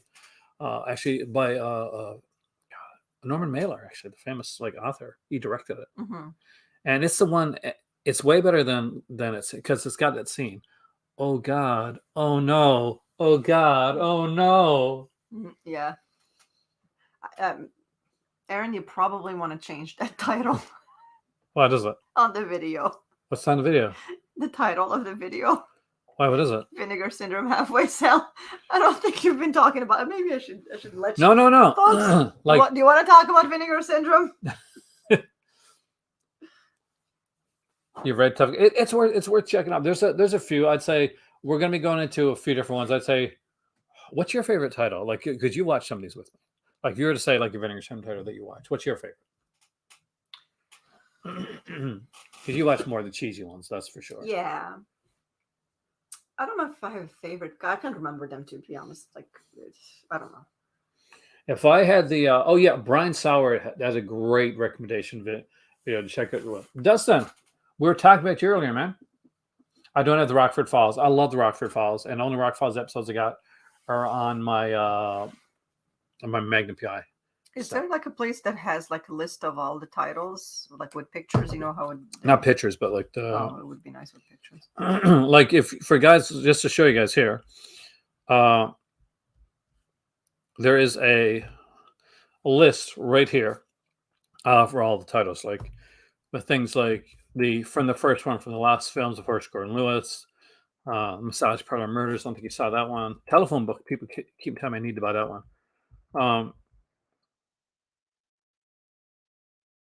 Night Train to Terror. Remember that one? Yeah. Everybody's got something to do. Yeah. Everybody but you. Right, I don't know Judy and the Night Hustlers. What I have that down is one that I have. That was an accident. That's under needs. There's let's see, what ones would you have seen? No, I don't think I showed you Sugar Cookie yet. That's actually a really good one. Mm-hmm. Runaway Nightmare is insane. I love Runaway Nightmare though. Telephone Book, right? It's a Telephone Book. Do you consent Ice Cream Man? Oh, give it another chance, man. It's a different one. Graduation Day. If you don't have that, Well, it's a great slasher flick. We watched the Rudy Ray Moore. Oh yeah, ones. Those are like Dolomite and. Yeah, the box will be out there too for the people that don't have it. Mm-hmm. And there's. So I enjoyed those. Christmas Evil, a good like the most actual Christmassy Christmas horror film that's out there. Definitely recommend that. Blood Games, 1,000,000%. Thank you, Jason. Oh well, thank you so much. Our first donation of the night came from Jason, and I really appreciate that. What else did I watch with you? That's it, guys. Be a Jason. Help me get some movies. I would say if you like the adult stuff and you want stories, stick to Ray Hollywood Star. Don't Go in the Woods Alone. Remember that one? Yeah. 26. the thing that kills villains. Madman. Obviously, Beastmaster was. Oh, Beastmaster was incredible, and still, Beastmaster doesn't have the release that it initially had. Yeah, I'm talking about the movie. I don't care about. But like, there's a limited, but for some people, it matters. There's a limited edition like slipcover for that. This exclusive to the site. Christmas Evil, it's actually Fiona Apple's dad. That's the star of Christmas Evil. Jack Frost. I love the hell out of Jack Frost.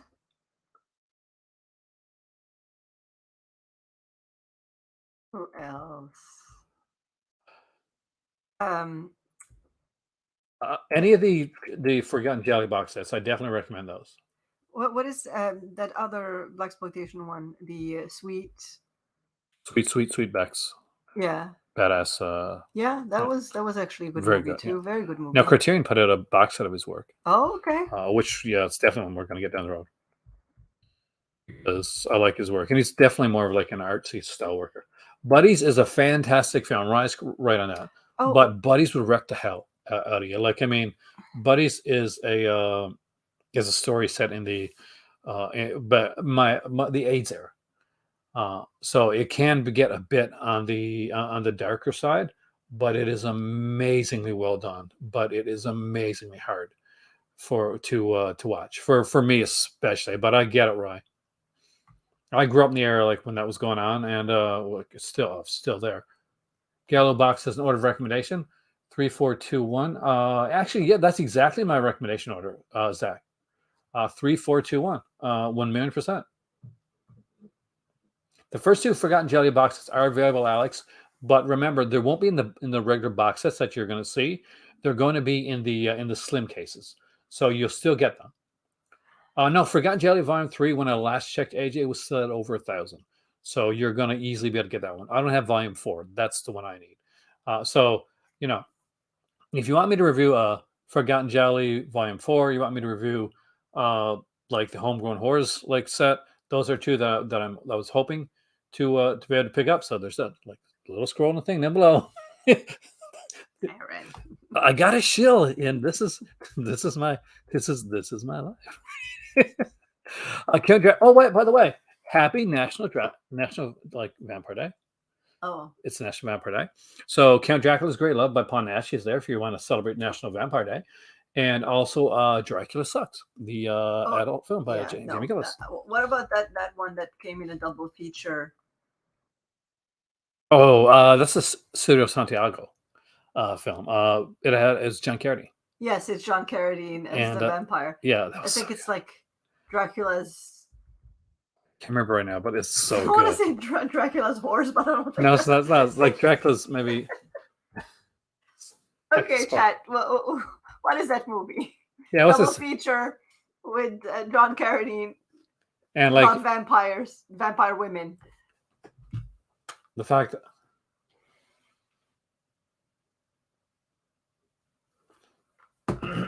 yeah, definitely 1 and 2. When you watch them, Strange Land, let me know what you think of Trauma. It's on the first volume because that's a very different ending style to it. So let's go to the newer stuff. Definitely Psycho Cop Returns. If Psycho Cop comes out, I would buy that. Vampire Hookers. Yeah, You were close. I said horse, so I was not too far. Malibu High, if you don't have it, that's a really good title. It's not at all what you think it is. My Chauffeur, if you want something that's not like super sleazy. The Girl in Room 2A, Murder Mansion. Number Volume 2, yeah. Because Girl in Room 2A is really good. Right, so you could buy Dracula horse in an instant. Hey, Mr. Tony, welcome, man. Mr. Tony the Dead is here. Who has a great channel, and he does a weekly show with his better half, Shayna. So check that out. What are my guesses for the surprise titles in VSAs? I think Scared to Death, Morgan, is pretty much a lock at this point because we know we're getting something from that director. I think it's going to be Scared to Death. For the other title, I'm not quite sure. VSA's action stuff, I'm a bit nervous that we're going to get more Joel Merhi films, and I hope I got the name right. But if that's the case, I'll be able to definitely sleep on them. Now, that being said, nice. See, I watch some of your stuff. You see, I don't talk a lot when I'm in there. But what you don't know, Tony, is I'm watching those videos, man. And I'd say probably if there's a Cynthia Rothrock or Lauren Avendon, I would grab that in a second.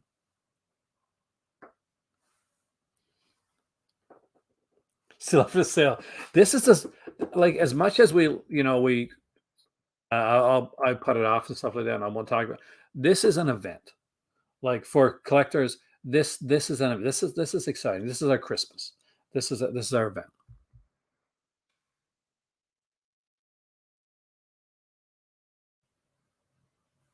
And it's getting closer to that time. Roberta Finley stuff, definitely anything there. But yeah, I would say I'm going back and forth on what I think that I think we're going to get like a Hobgoblin slipcover. I don't think I need a slipcover for Hobgoblins, but yeah, Justin, this is one of the big times. I mean, like if you've never been into a Vinegar Syndrome sale before, for a lot of us collectors and stuff like that, this is our Super Bowl, man.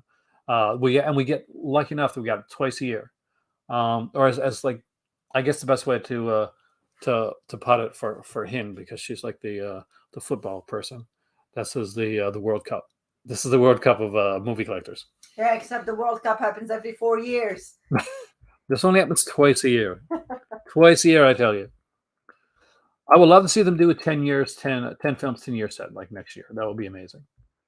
So hopefully I'll be in Morocco, and then then I don't know. Maybe then I'll save up money because I won't be buying stuff on a regular basis, and maybe I'll get a subscription, have it sent like to my dad's or something like that, and pick up stuff then. You know, when the temptation is taken out, because in Morocco you can't, like, I can't go out and buy online, and I definitely can't. I'm not going to find the stuff there. So anything that I get in Morocco is like I'll have saved up a bit and I'll pick it up. And like good guy on channel here, and he works away, and that's Indie Phantom. So Indie Phantom, that's what he did. So he would so he like gets a subscription, then he'll go back like I think usually once a year or so, or once or twice a year, and he'll like get to check out his films. Then he's still got films he hasn't checked out.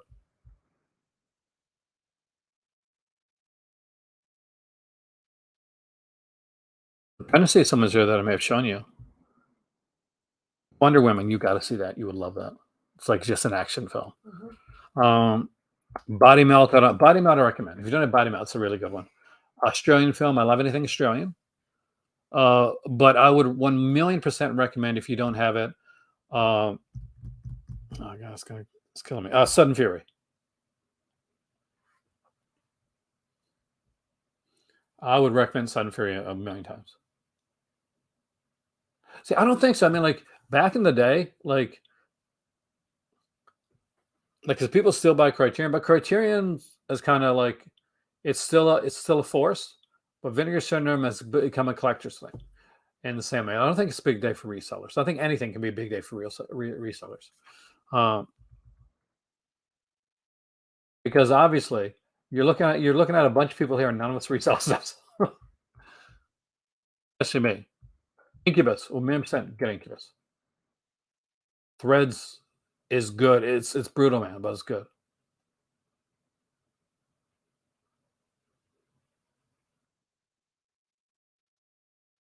We'll be heading, I guess, over to the. What time is it? I gotta check because 12:01. the for the I guess the Patreon in a bit soon too, actually. That's my cue. What? Not yet. Let's see when this starts. Turn. When is this starting?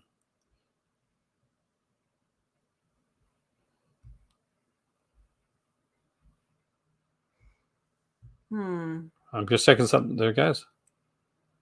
Oh, that's actually, a lot of Criterions, Kubrick. That I'm impressed, man. Wow. All right, so with all that being said, guys, I want to thank you for joining me and my better half. What I'm going to do right now, so if you're a Crimson Cult member, join me over into the Crimson Cult. That's my Patreon. There's a link down below if you want to, not to this video, but in the last video, if you want to come in. I don't tier my thing, so you can come in for as low as $1 to $5 a month. And I wanted to do something special for you guys tonight.